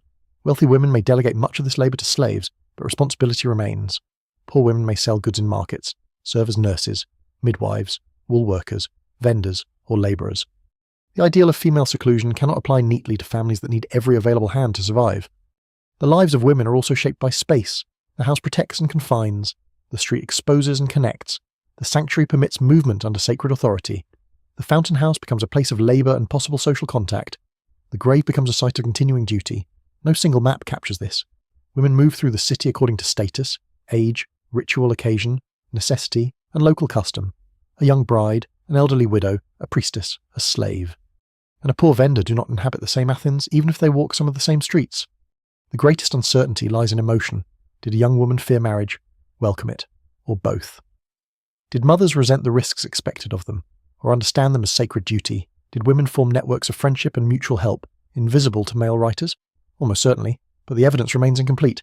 Archaeology gives tools, rooms, graves, figurines, and offerings. Texts give laws, jokes, ideals, and anxieties. Between them, real lives must be inferred carefully. By following women behind the walls, the Greek city changes shape. Its freedom looks narrower, its rituals look more complex. Its households become engines of production rather than quiet retreats. Its myths reveal unease beneath order. Women may not dominate the assembly, but they sustain the citizen body, preserve family lines, carry ritual knowledge, prepare the dead, and give the city its future. And because the city defines itself by belonging, the question presses outward again. If women can be central yet excluded, what of slaves, foreigners, migrants, and all those who live inside Greek walls without the full name of citizen? The Greek city loves the word freedom. It praises free speech, free citizens, free laws, free men standing shoulder to shoulder in defense of their homeland. In Athens, speakers rise before the assembly and address other citizens as participants in a shared political life. In Sparta, freedom is imagined through discipline, obedience, and military independence from foreign domination. Across the Greek world, city after city guards its autonomy with a fierceness that can seem almost sacred. Yet beneath that language lies a harder structure. Greek freedom is not universal. It is a privilege built on boundaries, and those boundaries are drawn around women, foreigners, enslaved people, labourers, dependents, and defeated enemies. To understand ancient Greece clearly, one has to hold both truths at once. The polis expands the possibilities of citizenship for some, while denying full belonging to many others. Citizenship is the central distinction. A citizen belongs to the political body of the polis. He has rights, duties, ancestry, ritual claims, and obligations to defend the community. In many cities, citizenship is inherited through citizen parents, though the rules vary by time and place. In democratic Athens, adult male citizens can participate directly in the assembly, serve on juries, hold offices by lot, vote on laws, decide questions of war and peace, and judge fellow citizens in court. This is extraordinary by ancient standards. It is also sharply limited. The celebrated citizen body excludes the majority of the population living in the city's territory. Resident foreigners, known in Athens as metics, occupy an uneasy middle ground. They may live in the city for years, speak Greek, run workshops, trade in the agora, serve in the military, pay taxes, and contribute deeply to urban life. Yet they do not become citizens simply by residence. They need citizen sponsors, owe special obligations, and lack political rights. Some are wealthy and influential, others are modest labourers. Athens depends on them economically, especially in crafts, commerce, banking and shipping, but dependence does not equal inclusion. The city can rely on outsiders while reminding them that they remain outside. This creates one of the quiet contradictions of Greek urban life. A city like Athens becomes powerful partly because it is open enough to attract migrants, merchants, skilled artisans, and intellectuals. Its harbour at Piraeus is full of foreign gods, languages, sailors, and goods. Its economy thrives on movement, yet its political identity becomes increasingly protective, even anxious, about who may count as truly Athenian. Citizenship laws can tighten, especially when inheritance, land. Legitimacy and public payments are at stake. The more valuable citizenship becomes, the more carefully it is guarded. Enslavement forms the deepest and darkest exclusion. Slavery exists throughout the Greek world in many forms: domestic service, agricultural labour, mining, workshops, public administration, prostitution, banking assistance, skilled crafts, and more. Enslaved people may be born into slavery, captured in war, seized by pirates, sold by traders, abandoned as children, or reduced through other forms of coercion. They come from many regions: Thrace, Scythia, Anatolia, Syria, the Black Sea, Greece itself, and beyond. Greek texts often treat them as property, but their labour is human labour, their suffering human suffering, and their intelligence visible even through hostile sources. One sleepy fact about Athenian democracy is that some enslaved people perform public functions. Public slaves can serve as clerks, attendants, coin testers, or even as part of a force used to maintain order. The famous Scythian archers in Athens, often described as a kind of public police force, represent a strange inversion in enslaved outsiders, helping regulate the movements of free citizens in the democratic city. Their status is low, but their role is publicly visible. This does not soften slavery. It reveals how deeply it is woven into institutions that otherwise speak the language of civic freedom. The most brutal conditions may be found in mines, especially the silver mines of Laurion in Attica. There, enslaved workers descend into narrow shafts, break ore, breathe dust, endure darkness, and face injury or death, far from the polished spaces of public debate. The silver extracted from these mines helps finance Athenian power, including the fleet that becomes essential in war. The connection is uncomfortable and unavoidable. Triremes, temples, coins, and civic payments all rest partly on forced labour. The bright owl stamped on silver carries a shadow underground. Domestic slavery is more intimate but not necessarily gentle. Enslaved women cook, clean, nurse children, grind grain, fetch water, weave, and serve in bedrooms. Enslaved men assist in workshops, households, farms, and shops. Some skilled slaves may manage money or trade on behalf of owners and might even earn enough to purchase freedom in certain circumstances. Others remain entirely vulnerable to punishment, sale, separation from family, and sexual exploitation. The evidence remains incomplete, especially because enslaved people rarely speak in their own voices, but the legal and literary record makes clear that their personhood is subordinated to ownership. Greek thinkers know slavery requires justification. Some simply assume it as part of the world. Others try to explain it through ideas of natural hierarchy, especially Aristotle, who argues that some people are slaves by nature. This argument is not an observation of reality, but a philosophical defense of an institution already in place. It also reveals anxiety. If slavery were self-evidently natural, it would not need such elaborate explanation. Greek history contains moments where enslaved people resist, run away, conspire, or exploit wartime disruption. The possibility of revolt haunts slaveholding societies even when texts try to minimize it. Sparta's system is different and especially severe. The Spartans dominate the Helots, an unfree population tied to the land, especially in Messenia and Laconia. Helots farm the estates that support Spartan citizens, allowing those citizens to devote themselves to military life. Unlike chattel slaves who may be bought and sold individually, Helots are a conquered population held in collective subjection. Their labour makes Sparta possible, and their numbers make Sparta afraid. Much of Spartan discipline can be understood as a response to the permanent threat of Helot resistance. A warrior society built on domination must remain armed at home as much as abroad. The Helots remind us that Greek liberty can be intensely local. Spartans defend their freedom from other Greek states while denying freedom to the people beneath them. Athenians condemn tyranny while owning slaves. Cities praise justice while excluding women from political life. These contradictions are not hidden accidents. They are structural. Ancient Greece gives later history powerful languages of citizenship, law, participation, and public debate. But it also shows how easily communities define justice only for those recognised as members. Foreigners occupy another complicated category. The Greek word often translated as barbarian originally refers to those whose speech sounds unintelligible to Greek ears. Over time, especially after the Persian Wars, the contrast between Greek and barbarian becomes more ideologically loaded. Greeks portray themselves as lovers of freedom and outsiders as subjects of kings. Yet reality is messier. Greeks serve Persian rulers as mercenaries. Greek cities lie with non-Greek powers when useful. Persian wealth funds, Greek politics. Greek thinkers admire aspects of Egyptian antiquity or Persian organisation, even while mocking foreign customs. Identity sharpens through conflict, but daily life keeps blurring the line. Marriage and citizenship laws reflect the anxiety of belonging. In Athens, Pericles' citizenship law in the 5th century BCE restricts citizenship to those born of 2 Athenian parents, making ancestry even more important. This law has consequences for inheritance, legitimacy, and women's civic value as bearers of citizen children. It also narrows the boundary around the citizen body at precisely the time Athens is expanding imperial power outward. The empire collects tribute from allies and subjects, while democracy at home becomes more materially supported. Freedom inside the city is entangled with control beyond it. Legal identity also shapes the courtroom. Citizens can represent themselves in ways others cannot. Metics need citizen representatives in certain contexts. Enslaved testimony may be taken under torture, a practice that reveals the grim assumption that an enslaved person's body can be made into an instrument of evidence. The Greek courtroom is a place of speech, persuasion, and civic drama, but not all voices enter it equally. Some speak, some are spoken for, some are compelled through pain. A lesser-known detail is that manumission, the freeing of enslaved people, often appears in inscriptions at sanctuaries. Some records frame freedom as a sale to a god, creating a sacred guarantee that the former owner cannot reclaim the person. These inscriptions are precious because they preserve names otherwise lost. They show individuals crossing, at least partially, from property toward personhood in legal terms. Yet freedom after slavery is rarely simple. Freed people may still owe services, face stigma, or lack full citizenship. Liberation is real, but it does not erase hierarchy. The Greek city is therefore best imagined not as a circle of equal inhabitants, but as nested rings of belonging.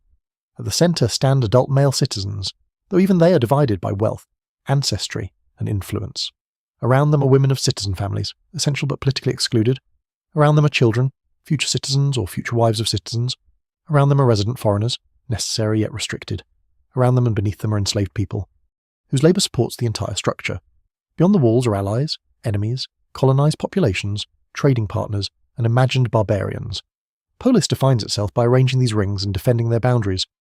This does not make Greek achievements false. It makes them human. Democracy, philosophy, drama, athletics, architecture, and historical writing emerge from societies full of brilliance and blindness. The same agora can host a debate about justice while enslaved workers pass nearby carrying goods. The same festival can honour a goddess of wisdom while women remain barred from political decision. The same citizen can praise freedom at dawn and purchase a human being by afternoon. No single explanation fully accounts for how people lived with these contradictions, but ancient societies often normalise what later ages find unbearable, just as later ages normalise injustices of their own. The boundaries of belonging become most visible in war.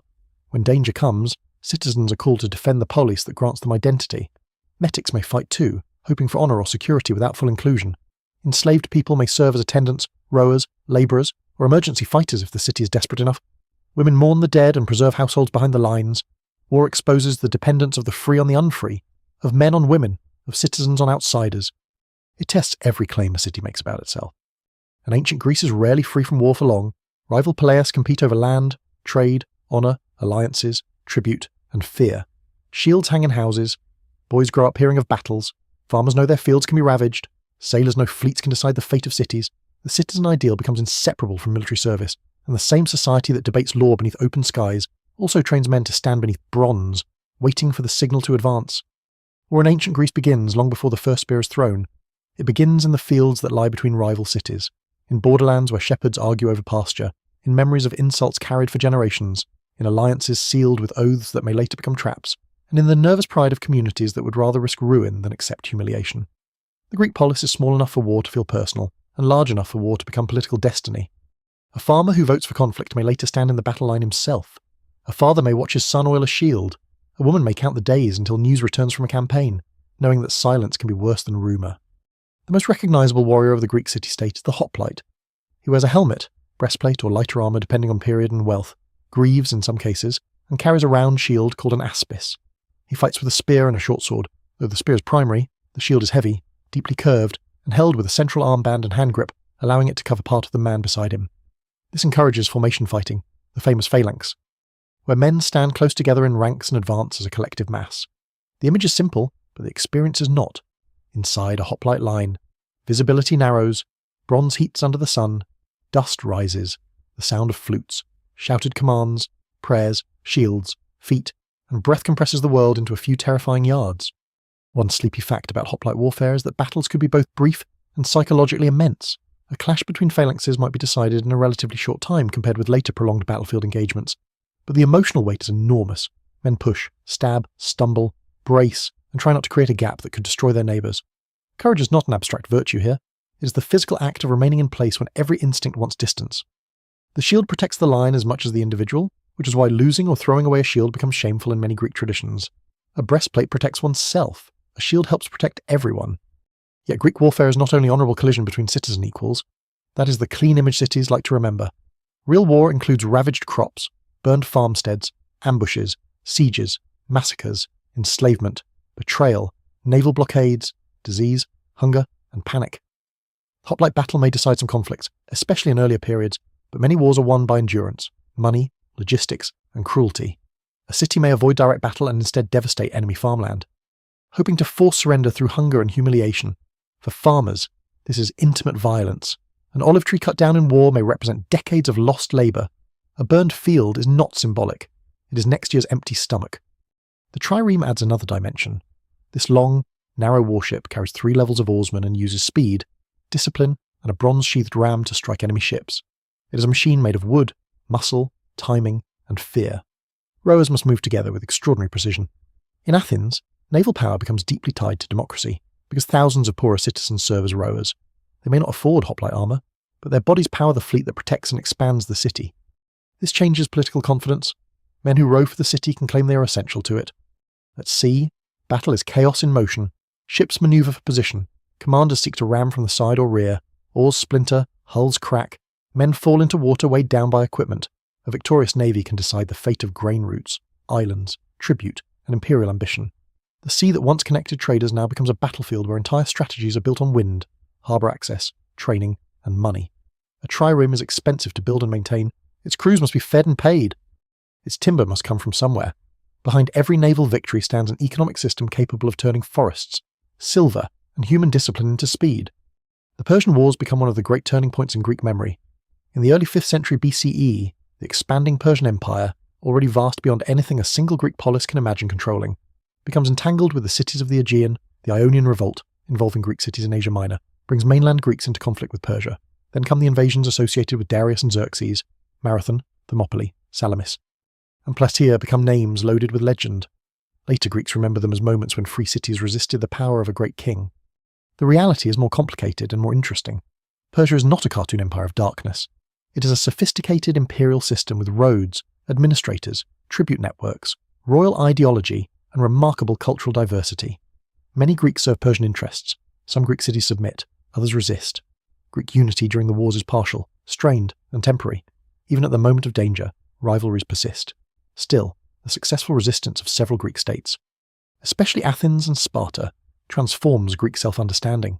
The contrast between Greek freedom and Persian monarchy becomes a powerful story, even when Greek practice does not always live up to its own rhetoric. Thermopylae, where a small Greek force led by Spartans holds a narrow pass before being overwhelmed, becomes a symbol of sacrificial courage. Salamis, the naval battle near Athens, becomes a symbol of strategic brilliance and maritime power. Yet these symbols sit atop human realities: fear, evacuation, burned sanctuaries, political arguments, refugees, uncertain intelligence, and bodies left on contested ground. No single explanation fully accounts for why some battles become immortal while others fade, but memory favours moments that can be shaped into moral clarity. After victory over Persia, Athens rises dramatically. Its fleet, wealth, walls, and leadership in the Delian League turn gradually into an empire over other Greek cities. Tribute flows to Athens. The city builds monuments, pays jurors, supports festivals, and projects power across the Aegean. The Parthenon and the empire are connected more closely than many comfortable stories admit. Beauty is funded partly by dominance. Athens presents itself as leader of Greek freedom. While many allies experience Athenian power as coercion, Sparta watches uneasily. The old tension between land power and sea power sharpens. The Peloponnesian War erupts in 431 BCE and drags much of the Greek world into a long, exhausting conflict. This war is not a single clean contest, but a grinding sequence of invasions, naval campaigns, plague, revolts, massacres, shifting alliances, failed expeditions, and ideological hatred. Athens retreats behind its long walls, relying on sea supply while Spartan forces ravage the countryside. Then plague strikes the crowded city. The disease kills thousands, including Pericles, and damages confidence as much as population. Scholars still debate the exact identity of the plague, and the evidence remains incomplete, but its political impact is beyond doubt. The Peloponnesian War reveals the moral corrosion of prolonged conflict. Cities become harsher, civil strife spreads. Language itself bends under factional pressure, as Thucydides observes in his account of stasis at Corcyra. Words like courage, prudence, loyalty, and justice are redefined by competing parties. At Melos, Athens demands submission from a weaker island and eventually kills the men and enslaves the women and children after resistance. This is not the Athens of easy democratic admiration. It is an imperial city speaking the language of necessity. One lesser-known detail of Greek war is how often sacred rules coexist with brutality rather than preventing it. Armies may observe truces for retrieving the dead. Sanctuaries may be respected, violated, or used for political display. Victors dedicate captured shields and weapons to gods, turning enemy defeat into sacred ornament. A battlefield trophy marks the place where the enemy turned and fled. War is ritualized, but ritual does not make it gentle. Siege warfare grows more important over time. Early Greek warfare often struggles to take fortified cities quickly, but technology and tactics develop walls, towers, rams, tunnels, artillery, blockade, treachery, starvation. A city under siege becomes a world of rationing, fear, rumour, and internal pressure. The decision to surrender can be as agonizing as the decision to fight. If a city falls by storm, its people may face massacre or enslavement. The wall is therefore more than stone. It is the last line between civic identity and erasure. Funeral customs attempt to give meaning to loss. Athens honours war dead with public burial and speeches that turn individual grief into civic memory. Families mourn privately, but the city claims the dead as evidence of shared virtue. In Sparta, burial customs are more austere, and special honour is given to men who die in battle and women who die in childbirth, at least according to later traditions. The comparison is striking. Both battlefield death and childbirth are understood as dangerous service to the community's survival. War also produces mobility. Mercenaries become common, especially as conflicts spread and professional experience matters more. Greek soldiers fight in Egypt, Persia, Sicily, and across the eastern Mediterranean. The famous march of the 10,000 Greek mercenaries stranded deep in Persian territory after the death of their employer Cyrus the Younger shows how far Greek military labour travels. Their difficult return, later described by Xenophon, gives a vivid glimpse of soldiers navigating foreign landscapes, hunger, negotiation, and constant threat. By the 4th century BCE, Greek warfare is changing.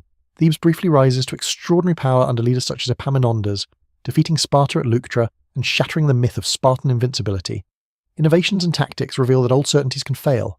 Professionalization, cavalry, light troops, siegecraft, and deeper formations complicate the old hoplite ideal. The polis citizen soldier remains important. But the future belongs increasingly to larger systems of military organization. All this war leaves marks not only on bodies and borders, but on thought. Greek historians ask why conflicts happen. Tragedians stage the suffering of conquered women and ruined kings. Philosophers wonder what justice means inside and between cities. Veterans carry memories home. Children inherit stories polished into honour and silence. The Greeks create some of the most enduring reflections on politics and violence because they live so long with both. Under bronze skies, the polis proves brave, brilliant, jealous, and destructively proud. It can inspire men to defend freedom against empire and then build an empire of its own. It can honour the dead while creating more of them. It can write laws, praise moderation, worship gods, and still burn a neighbour's harvest. When the shields are stacked and the triremes pulled ashore, one thing remains the need to explain. Remember, justify, and question. Out of that need comes a different kind of survival, not in stone walls or spear points, but in words that outlive the cities that first spoke them. Words survive where walls fail, a city may burn, a harbour may silt, a statue may lose its face, a painted temple may fade to bare stone, but a line of poetry copied by careful hands can cross centuries with astonishing stubbornness.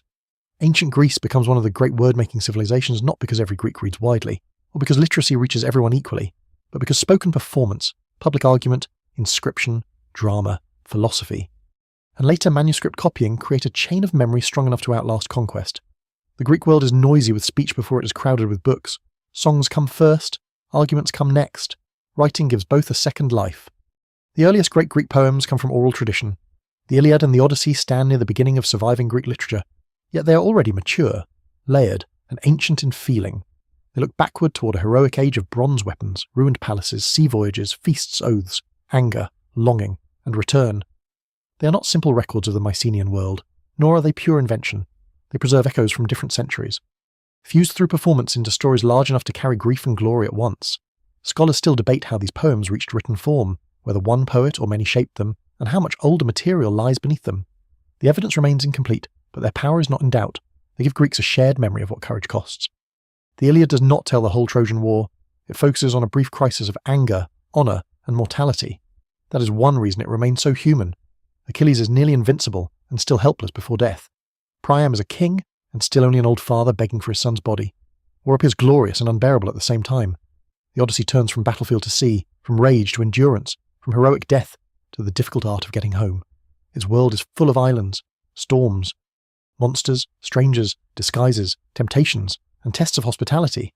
In a culture shaped by travel and danger, the story of return becomes almost sacred. One sleepy fact about Greek epic is how much repetition helps hold it together. Phrases recur: swift-footed warriors, rosy-fingered dawn, wine-dark sea, bright-eyed Athena. These are not lazy cliches. They are tools of oral composition, rhythmic building blocks that allow a singer to shape vast stories in performance. Repetition becomes music. It reassures the listener while carrying the narrative forward. In a world before printed books, memory has architecture. Lyric poetry brings the voice closer. Instead of vast armies and wandering heroes, it gives fragments of desire, politics, friendship, age, wine, jealousy, prayer, and sudden feeling. Sappho of Lesbos becomes one of the most haunting figures in Greek literature because so little of her work survives, and what remains feels intensely alive. A broken line can hold more emotional force than an intact speech by a lesser poet. Alcaeus, Archilochus, Pindar, and others show that Greek poetry is not one mood, but many tender, sharp, obscene, celebratory, bitter, devotional, and proud. Much is lost. Ancient libraries once held works that now survive only as quotations, scraps of papyrus, or names in catalogues. Drama turns myth into civic experience. In Athens, tragedy grows within the festival of Dionysus, performed before citizens in a setting both religious and political. Aeschylus, Sophocles, and Euripides take inherited stories and make them dangerous again. Orestes is haunted by blood guilt. Antigone defies royal law for burial duty. Medea turns betrayal into catastrophe. Trojan women mourn after conquest.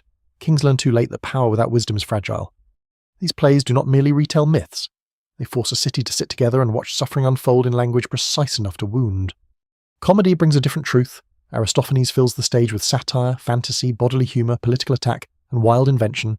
He mocks politicians, philosophers, warmongers, literary fashions, and ordinary foolishness with equal appetite. His plays remind us that ancient Greece is not all solemn marble and tragic insight. It laughs loudly, crudely, intelligently, and sometimes unfairly. Comedy preserves the street-level energy of democratic Athens gossip, frustration, appetite, and the pleasure of seeing powerful people made ridiculous. History writing emerges from the desire to investigate human events rather than simply preserve heroic memory. Herodotus gathers stories of Greeks, Persians, Egyptians, Scythians, and many others, blending inquiry, travel narrative, ethnography, marvels, moral reflection, and political memory. He is sometimes called the father of history and, by critics, the father of lies, though the insult misses something essential. Herodotus records a world where rumour, evidence, local tradition, and curiosity all compete. He often signals uncertainty, he tells what he has heard, weighs alternatives, and preserves stories because they reveal how people understand themselves. Thucydides is colder, harder, and more severe. His account of the Peloponnesian War searches for causes beneath speeches and slogans. He analyses fear, interest, honour, plague, empire, civil conflict, and the corruption of language under pressure.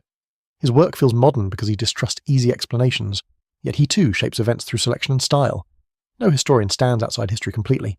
What survives in the record suggests both men are trying, in different ways, to rescue human action from oblivion. Philosophy grows in this same world of speech and writing. It begins not as a quiet university subject, but as argument in public and semi-public spaces. Early thinkers in Ionia speculate about nature, change, substance, number, and the cosmos. Thales, Anaximander, Heraclitus, Parmenides, Empedocles, Democritus, and others ask what reality is made of and how change can be understood. Their surviving words are fragmentary, often preserved by later writers who disagree with them. This makes early Greek philosophy feel like overheard thunder from a storm mostly gone. Socrates writes nothing, at least nothing that survives. He becomes famous through the writings of others, especially Plato and Xenophon, and through comic mockery. His method is conversation, questioning, exposing contradictions, unsettling confidence. He walks through Athens asking what justice, courage, piety, and knowledge really are. The city eventually condemns him to death in 399 BCE, and his execution becomes one of the most famous collisions between philosophy and democracy. Scholars still debate the precise motives behind the trial, including religion, politics, memory of oligarchic violence, and irritation at Socratic influence. No single explanation fully accounts for it. Plato turns Socrates into a literary and philosophical figure of extraordinary power. His dialogues are not simple transcripts. They are crafted works where argument, character, myth, irony, and metaphysical ambition meet. The cave, the forms, the philosopher-ruler, the immortal soul, the critique of poetry, the search for justice in the city and the person, all these become part of a tradition that reaches far beyond Greece. Aristotle, Plato's student and later critic, creates another kind of intellectual empire logic: biology, ethics, politics, rhetoric, poetics, metaphysics, and classification. His mind seems to collect the world and arrange it into questions. But Greek words do not survive only in famous literature. They are carved into stone, scratched onto pottery, stamped on coins, written on lead-cursed tablets, painted on grave markers, and listed in decrees. Inscriptions preserve treaties, dedications, laws, accounts, honours, manumissions, building records, casualty lists, and names of ordinary people who would otherwise vanish. A public decree on stone makes civic decision visible. A grave inscription tries to hold one person against time. A cursed tablet folded and buried in the earth reveals private anger, fear, rivalry, or desperation. These small texts are among the most intimate survivals of the Greek past. One lesser-known detail is that ancient books are physically fragile in ways modern readers often forget. Greek texts are written on papyrus rolls, wax tablets, wooden tablets, potsherds, parchment, and stone, depending on purpose and period. Papyrus decays easily in damp climates. Many works survive because they are copied repeatedly by later readers, teachers, librarians, monks, and scholars. Others survive by accident in dry Egyptian sands or as reused scraps. The ancient literary world is therefore not only a story of creation, it is a story of loss, selection, copying, damage, and luck. The Library of Alexandria later becomes the great symbol of this hunger to collect Greek and non-Greek knowledge. In the Hellenistic age, scholars gather texts, compare versions, edit Homer, classify authors, and build intellectual traditions around preservation. The popular image of one catastrophic fire destroying all ancient knowledge is too simple and often misleading. The library's decline is likely a long process involving politics, neglect, conflict, and changing institutions.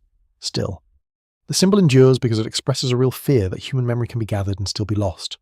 Greek words outlive Greek independence because they are useful, beautiful, and adaptable. Romans study them. Christian writers argue with them and inherit them. Byzantine scribes preserve them.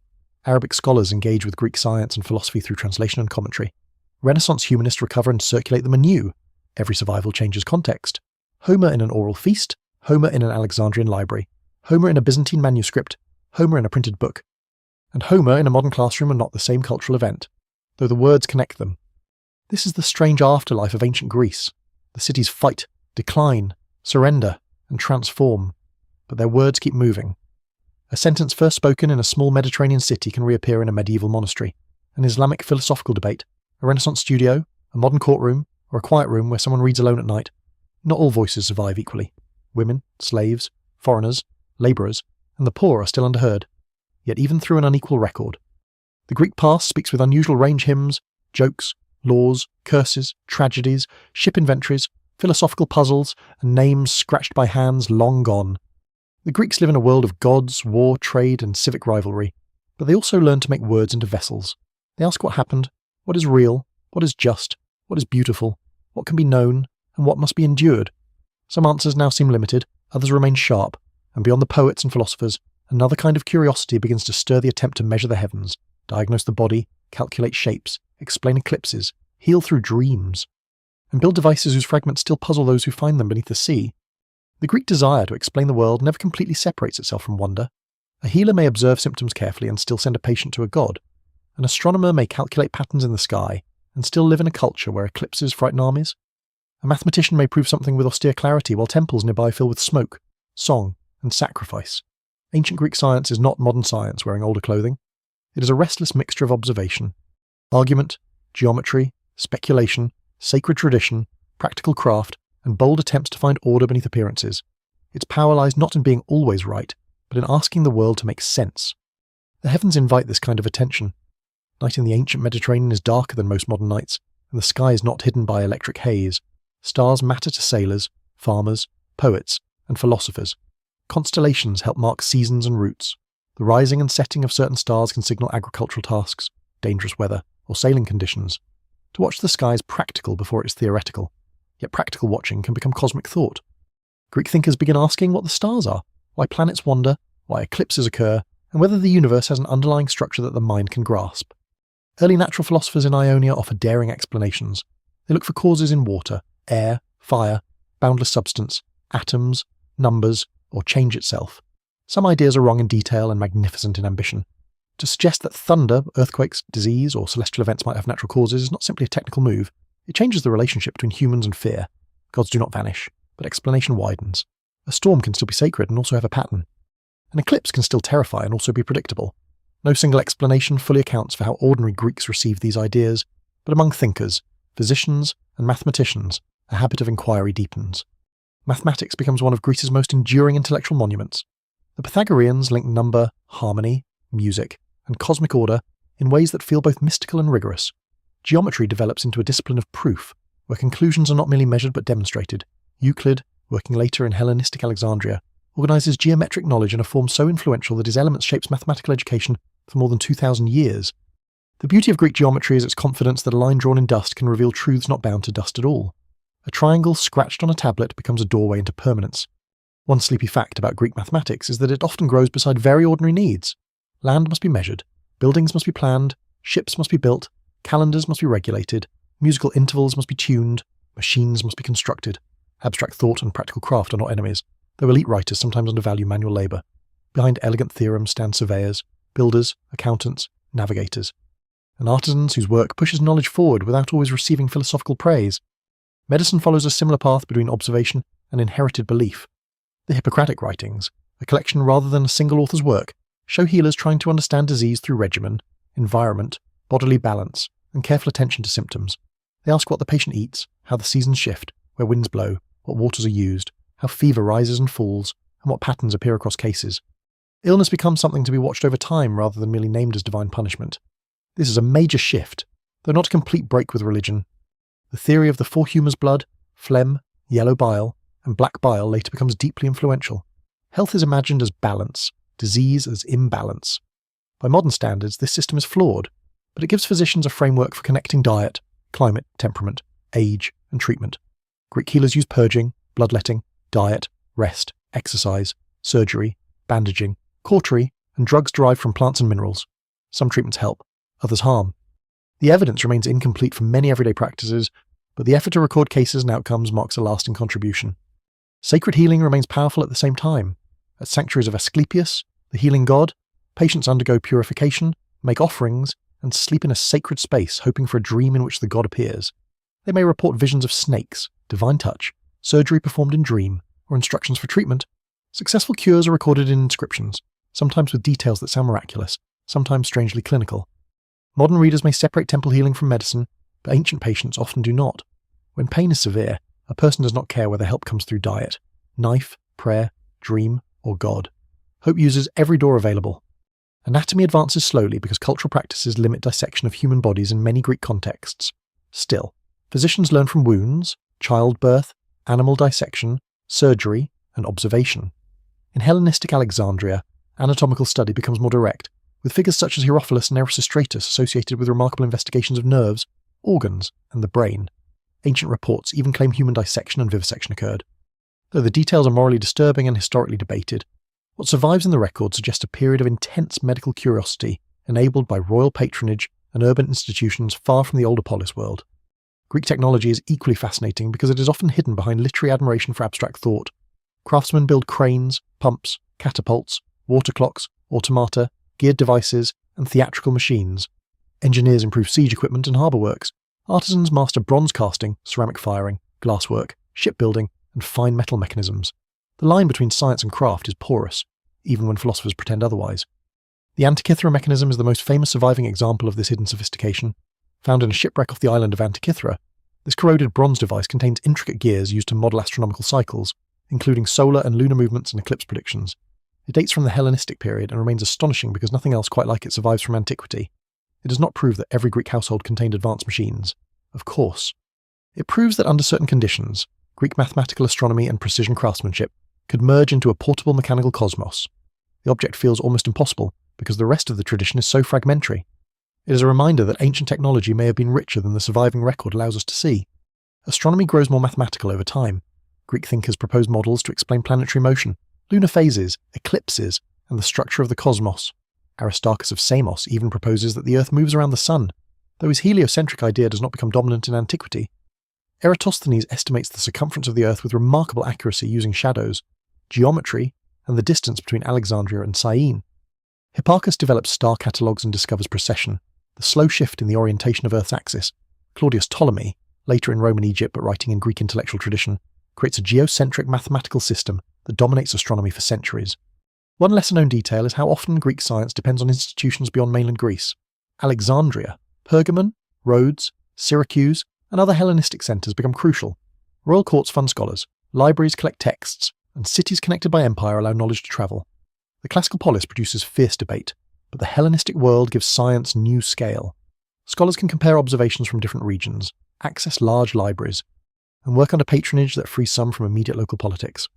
Natural history also attracts attention. Aristotle and his students study animals, plants, reproduction, classification, and behaviour. Some observations are impressively careful, others are mistaken or shaped by assumptions. Yet the ambition is vast to describe living nature systematically. The Greeks do not possess microscopes, evolutionary theory, or modern experimental method, but they possess patience, classification, curiosity, and the belief that the world is intelligible. This belief has consequences. It encourages argument. If the world can be explained, explanations can be challenged. A physician may disagree with another physician, a philosopher may reject a predecessor's first principle, a mathematician may demand proof, a historian may doubt a rumour. The habit of contesting claims becomes one of the Greek intellectual world's most powerful gifts. It also produces dead ends, arrogance, and elaborate systems built on false foundations. Inquiry does not guarantee truth, it only opens a road toward it. The sacred never fully leaves that road. A city still sacrifices before battle. A mother still prays for a child's fever to break. A sailor still watches the sky with both skill and reverence. A philosopher may speak of causes while attending festivals like everyone else. Ancient Greece does not move from superstition to reason in a straight line. It lives in the overlap, where a dream can heal, a theorem can prove, a gear can predict the moon, and an oracle can influence a political decision. That overlap makes the Greek past feel more human than any simple triumph of reason would. People want explanations, but they also want meaning. They want cures, but they also want comfort. They want to measure the heavens, but they still stand beneath them in awe. Out of this tension comes a tradition that will travel far beyond the Aegean, carried not only by books and teachers but by conquest, migration, royal ambition, and the immense shadow of a young Macedonian king whose world becomes larger than any polis had ever dreamed. By the time Macedon rises, the old Greek city-state world has already spent itself in generations of rivalry. Athens has known empire and defeat. Sparta has won glory and lost its aura of invincibility. Thebes has risen suddenly, brilliantly, and briefly. Alliances form and break with exhausting regularity. Polis continue to defend their autonomy, but autonomy begins to look fragile in a world where war grows more professional, diplomacy more complex, and military power more expensive. The Greek cities are still proud, still creative, still capable of fierce resistance, but the age when any one of them can easily dominate the others is fading. Into that fractured landscape comes Macedon, a kingdom from the north that many southern Greeks regard with suspicion, condescension, or alarm. Macedon is not a polis, it is a monarchy, with kings, noble companions, cavalry traditions, and a court culture that blends Greek influence with local forms of power. Its relationship to the Greek world is complicated. Macedonian kings claim Greek ancestry and participate in Greek sanctuaries and politics, yet many southern Greeks treat Macedonians as semi-outsiders, not quite fitting the civic ideals of Athens, Sparta, or Corinth. This ambiguity matters because Macedon's rise forces Greeks to ask what Greek identity really means. Is it language, descent, culture, political form, worship, education? The answer is never simple, and scholars still debate how ancient Greeks themselves understood Macedonian belonging across different periods and political circumstances. Philip II transforms Macedon from a vulnerable kingdom into a disciplined military power. He spends part of his youth as a hostage in Thebes, where he likely observes advanced Greek tactics. When he becomes king, he reforms the army with extraordinary skill. The Macedonian phalanx uses long pikes called sarissas, creating a bristling wall of reach that differs from the traditional hoplite formation. Cavalry, light troops, engineers, siege equipment, diplomacy, marriage alliances, bribery, and calculated patience all become parts of Philip's system. He does not merely win battles, he builds a machine of power. One sleepy fact about Philip is that his success depends as much on politics as on tactics. He understands Greek division, he offers protection, threatens force, supports factions, intervenes in sacred wars, and presents himself not only as conqueror but as stabilizer. To some Greeks, he is a barbarizing tyrant threatening freedom. To others, he is a useful ally, patron, or necessary strongman in a world exhausted by conflict. The evidence remains incomplete for many local responses. But it's clear that Greek resistance to Macedon is never completely united. As so often in Greek history, rivalry makes outside domination easier. At Chaeronea in 338 BCE, Philip defeats the combined forces of Athens and Thebes. The battle marks a turning point that later generations remember as the end of the old independent polis order. Though cities continue to exist, govern locally, and preserve civic identities, the famous sacred band of Thebes is destroyed, and Greek political freedom, at least in its classical form, is deeply wounded. Philip then organises the League of Corinth, presenting a united Greek campaign against Persia. Before he can lead it, he is assassinated. His son Alexander inherits the kingdom, the army, the project, and the danger. Alexander is young, ambitious, educated in Greek literature and philosophy, and already trained in war. Later tradition surrounds him with legend, the taming of Bucephalus, lessons from Aristotle, descent from heroes, omens of greatness. Some stories are polished after the fact, but they reveal how quickly Alexander becomes more than a king. He becomes a canvas for ideas about youth, conquest, destiny, violence, genius, and excess. He carries Homeric imagination into real imperial war, reportedly keeping heroic models close. Whether every anecdote is reliable is another matter. What survives in the record suggests a ruler intensely aware of glory and determined to outgrow the limits of ordinary kingship. His campaign against the Persian Empire begins in 334 BCE. The scale is astonishing. Greek cities had fought Persia before, but Alexander aims not merely to resist or raid, he aims to overthrow. Battles at the Granicus, Issus, and Gaugamela break Persian royal power. Cities surrender, resist, negotiate, or suffer. Egypt welcomes him in ways that later tradition presents as almost sacred, and he founds Alexandria, which becomes one of the great cities of the ancient world. He moves through Mesopotamia, Persia, Central Asia, and eventually into northwestern India. The campaign stretches the Greek world's mental map to breaking point. Yet conquest is not a clean ribbon drawn across a map. It is heat, dust, hunger, fear, disease, forced marches, sieges, massacres, marriages, mutinies, negotiations, burned palaces, and exhausted men staring at landscapes they never imagined. Alexander's army crosses deserts, mountains, rivers, and cultures. Soldiers who began in Macedon and Greece find themselves in Bactria, Sogdiana, and India, facing unfamiliar climates and enemies. The further they go, the more conquest becomes survival. At the Hyphasis River, his men refuse to continue east. Even Alexander's will meets a human limit. Alexander's rule spreads Greek language and urban forms across enormous distances, but not as a simple replacement of local cultures. The world after him is Hellenistic, a word that suggests Greek influence extended and transformed through contact. Cities founded or refounded by Macedonian and Greek rulers become centres of administration, trade, military settlement, and culture. Greek becomes a language of power, education, and exchange from Egypt to Central Asia. Yet local traditions persist. Adapt, resist, and merge. Egyptian religion continues under Greek-speaking rulers. Persian administrative practices influence conquerors. Near Eastern, Egyptian, Anatolian, Jewish, Iranian, and Central Asian worlds reshape Greek culture as much as they receive it. One lesser-known detail is that many ordinary Greek settlers in Hellenistic cities live far from the romantic centre of classical Athens. They are soldiers, clerks, merchants, artisans, officials, and families trying to make lives in new royal foundations. They bring gymnasia, theatres, temples, inscriptions, and civic associations, but they also depend on local labour, local knowledge, and royal power. Their Greekness becomes portable, institutional, and sometimes defensive. A gymnasium in Egypt or Bactria is not just a sports facility, it is a cultural anchor. After Alexander dies in Babylon in 323 BCE, still only 32, his empire does not hold together. No single heir can contain it. His generals, the Diadochi, fight over the pieces in wars that last for decades.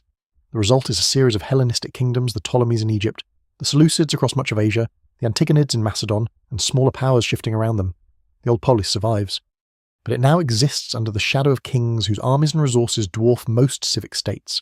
Politics becomes larger, more courtly, more international, and often more distant from ordinary citizen control. The Hellenistic age transforms knowledge. Alexandria in Egypt becomes a monumental centre of scholarship, library culture, mathematics, medicine, geography, poetry, and textual study. Eratosthenes measures the earth. Callimachus catalogues texts. Scholars edit Homer, physicians investigate anatomy, engineers build devices and machines. The scale of royal patronage allows projects that older polis could rarely sustain. Yet this knowledge depends on monarchy, wealth, and empire. The freedom of inquiry is tied to royal ambition. Art changes too. Classical balance remains admired, but Hellenistic sculpture often embraces motion, emotion, age, pain, theatricality, and dramatic realism. Dying warriors, old market women, struggling bodies, children, foreigners, gods in sensual repose, and figures twisted by violence or ecstasy all enter the artistic world with new intensity. The human body is still idealized, but it is also shown suffering, aging, collapsing, and reaching. The calm citizen ideal gives way to a wider range of human experience.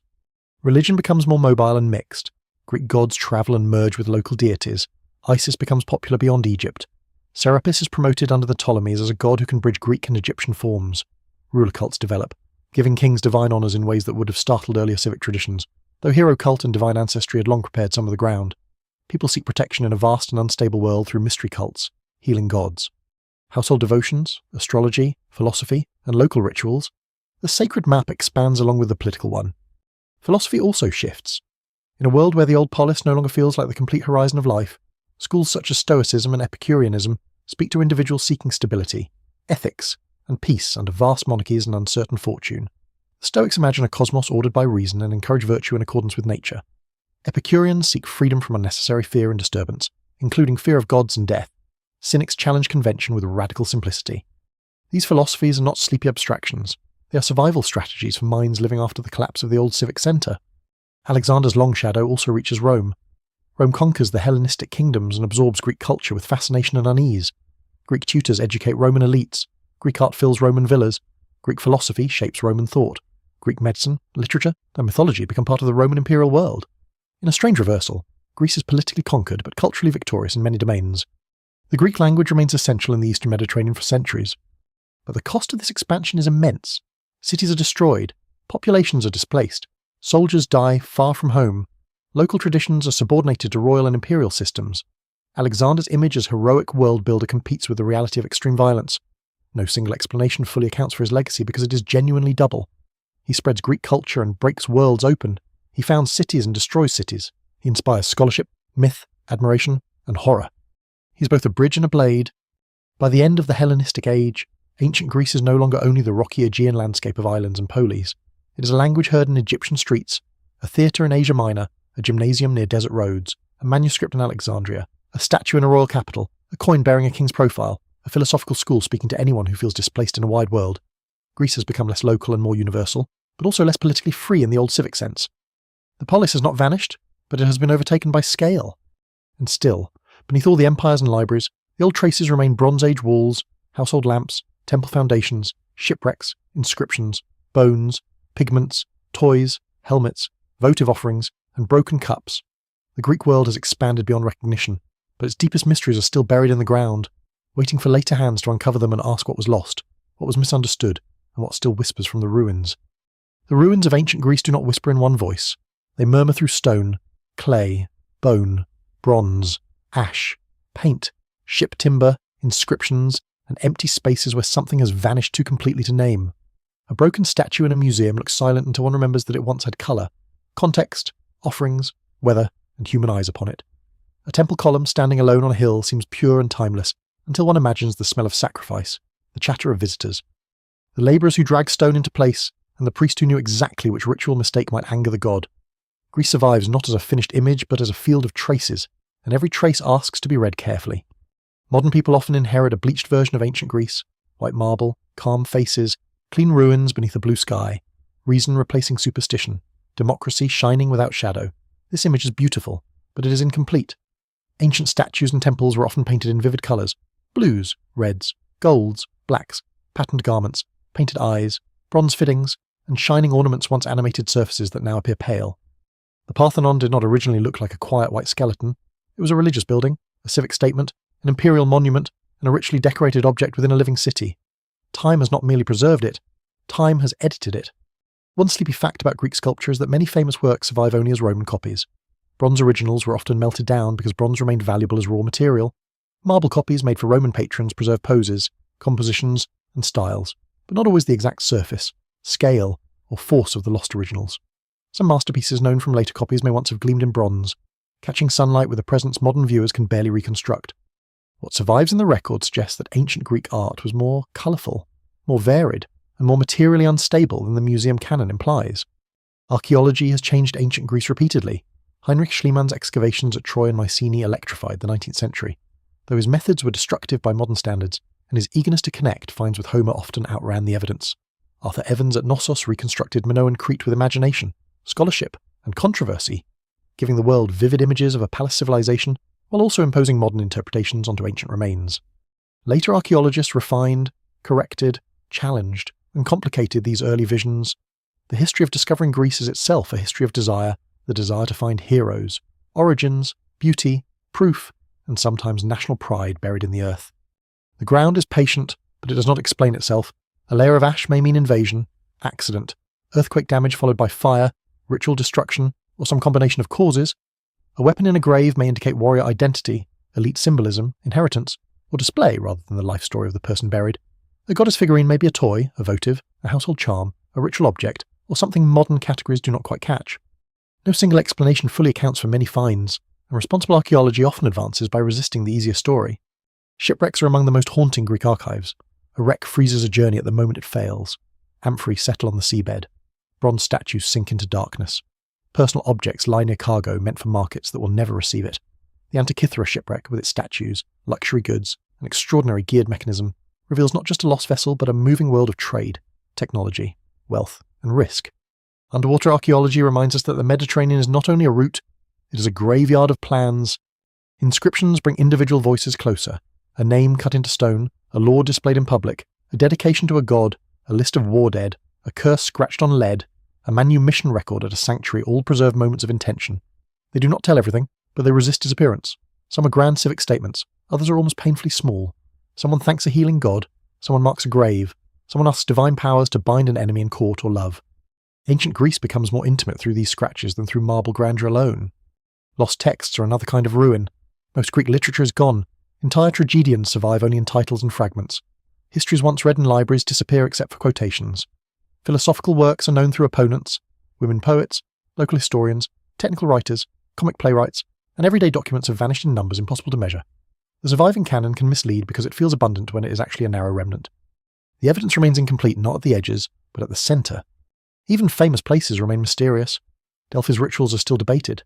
The Eleusinian mysteries keep much of their secret because initiates largely obeyed the demand for silence. The exact workings of many festivals, household rites, musical performances, and local cults are only partially known. Ancient democracy itself, so often celebrated, looks different when examined through procedures, exclusions, payments, juries, demagogues, imperial revenue, and the labour of non-citizens. The closer one looks, the less ancient Greece behaves like a simple ancestor of the modern West. It becomes its own world. Archaeology also reveals ordinary lives that texts neglect. Loom weights show textile production, cooking pots show diet, animal bones show sacrifice and meals, infant burials show grief, workshop debris shows labour, drainage systems show urban planning and discomfort, graffiti shows humour, ownership, devotion, and irritation. A child's toy, a worn sandal nail, a repaired cup, a burned seed, or a cracked roof tile may carry more truth about daily existence than a royal boast. Modern science adds new tools. Residue analysis can identify traces of wine, oil, perfume, or food. Isotope studies can suggest diet and mobility. DNA analysis, used carefully, can illuminate population histories while avoiding simplistic identity claims. Remote sensing can reveal buried structures without digging. Underwater surveys can map ancient harbours and submerged landscapes. Pigment analysis restores lost colour. These methods do not remove uncertainty, but they sharpen the questions. The past is not fixed, it changes as evidence changes. Popular myths still cling to Greece. Atlantis is often dragged into Greek discussions, though Plato's story is a philosophical and political tale, not evidence for a lost advanced civilization in the way fringe theories imagine. Claims of aliens building ancient monuments or secret super technologies behind Greek achievements are unsupported and distract from the real brilliance of human labour, experimentation, and cultural exchange. The actual mysteries are better than the fantasies. How oral memory preserved Bronze Age echoes, how communities recovered after collapse, how democracy coexisted with slavery, how fragile texts survived, how a geared astronomical device ended up on a shipwreck, how colour vanished from our imagination of marble. The legacy of Greece is therefore not a clean inheritance, but a conversation with fragments. Modern politics borrows Greek words and often forgets Greek exclusions. Modern art admires Greek form and often forgets Greek colour. Modern philosophy returns to Greek questions and often forgets the ritual smoke nearby. Modern sports invoke Olympia and rarely imagine the heat, flies, sacrifices, and pain of the ancient festival. Ancient Greece is close enough to feel familiar and distant enough to remain strange. In the end, what ruins whisper is not that Greece was perfect, but that it was intensely alive. It was fragmented, inventive, violent, devout, curious, unequal, beautiful, anxious, competitive, and endlessly talkative. Its people looked at mountains and seas, gods and bodies, and laws and stars, and tried to make forms that would last. Some did, most did not. But enough remains for the old world to keep returning in a shard of painted pottery, in a line of Homer, in a theatre seat worn by vanished spectators, in a temple foundation glowing at sunset, and in the sense that history is never fully dead while someone is still listening. After so many vanished rooms, broken cups, sea roads, battlefields, sanctuaries, and names cut into stone, ancient Greece begins to soften at the edges. It is no longer only a subject to be studied. It becomes a landscape at evening. The light lowers over an island harbour. A ruined column holds the last warmth of the sun. Somewhere beneath the soil are seeds burned in an ancient hearth, a child's toy, a loom weight, a coin dropped by a hand that had somewhere to be. The great names remain. But they are not alone. Athens, Sparta, Homer, Alexander, Delphi, Olympia, and Troy stand beside countless unnamed lives that made the world possible and then disappeared into it. What lingers most is the fragility. Palaces collapse, scripts are forgotten, democracies narrow their own promises, empires grow too large for the hands that built them, libraries burn slowly or are neglected into silence, marble loses its colour, bronze is melted, songs survive only because someone, somewhere, decides to copy them again. Ancient Greece feels permanent now because it has been placed in museums, textbooks, and memory, but its own people lived inside uncertainty. They watched harvests fail, ships vanish, children sicken, armies approach, and laws change. They knew that cities could fall. And still, they made things. They raised temples to gods they feared and loved. They argued about justice in cities built on contradiction. They trained bodies that would age. They wrote poems about glory while knowing that death waits for every hero. They measured shadows and imagined the size of the earth. They asked what the soul is, what courage means, what nature is made of, and whether human beings can live wisely under an indifferent sky. The ruins do not answer all of it. They never have. They offer fragments, and fragments require humility. A stone, a tablet, a grave, a story, a shipwreck, each gives only part of the world back. The rest must remain shadowed. But perhaps that is why ancient Greece continues to hold attention after so many centuries. It is familiar enough to speak to us and strange enough to resist us. It reminds us that civilizations are not marble monuments.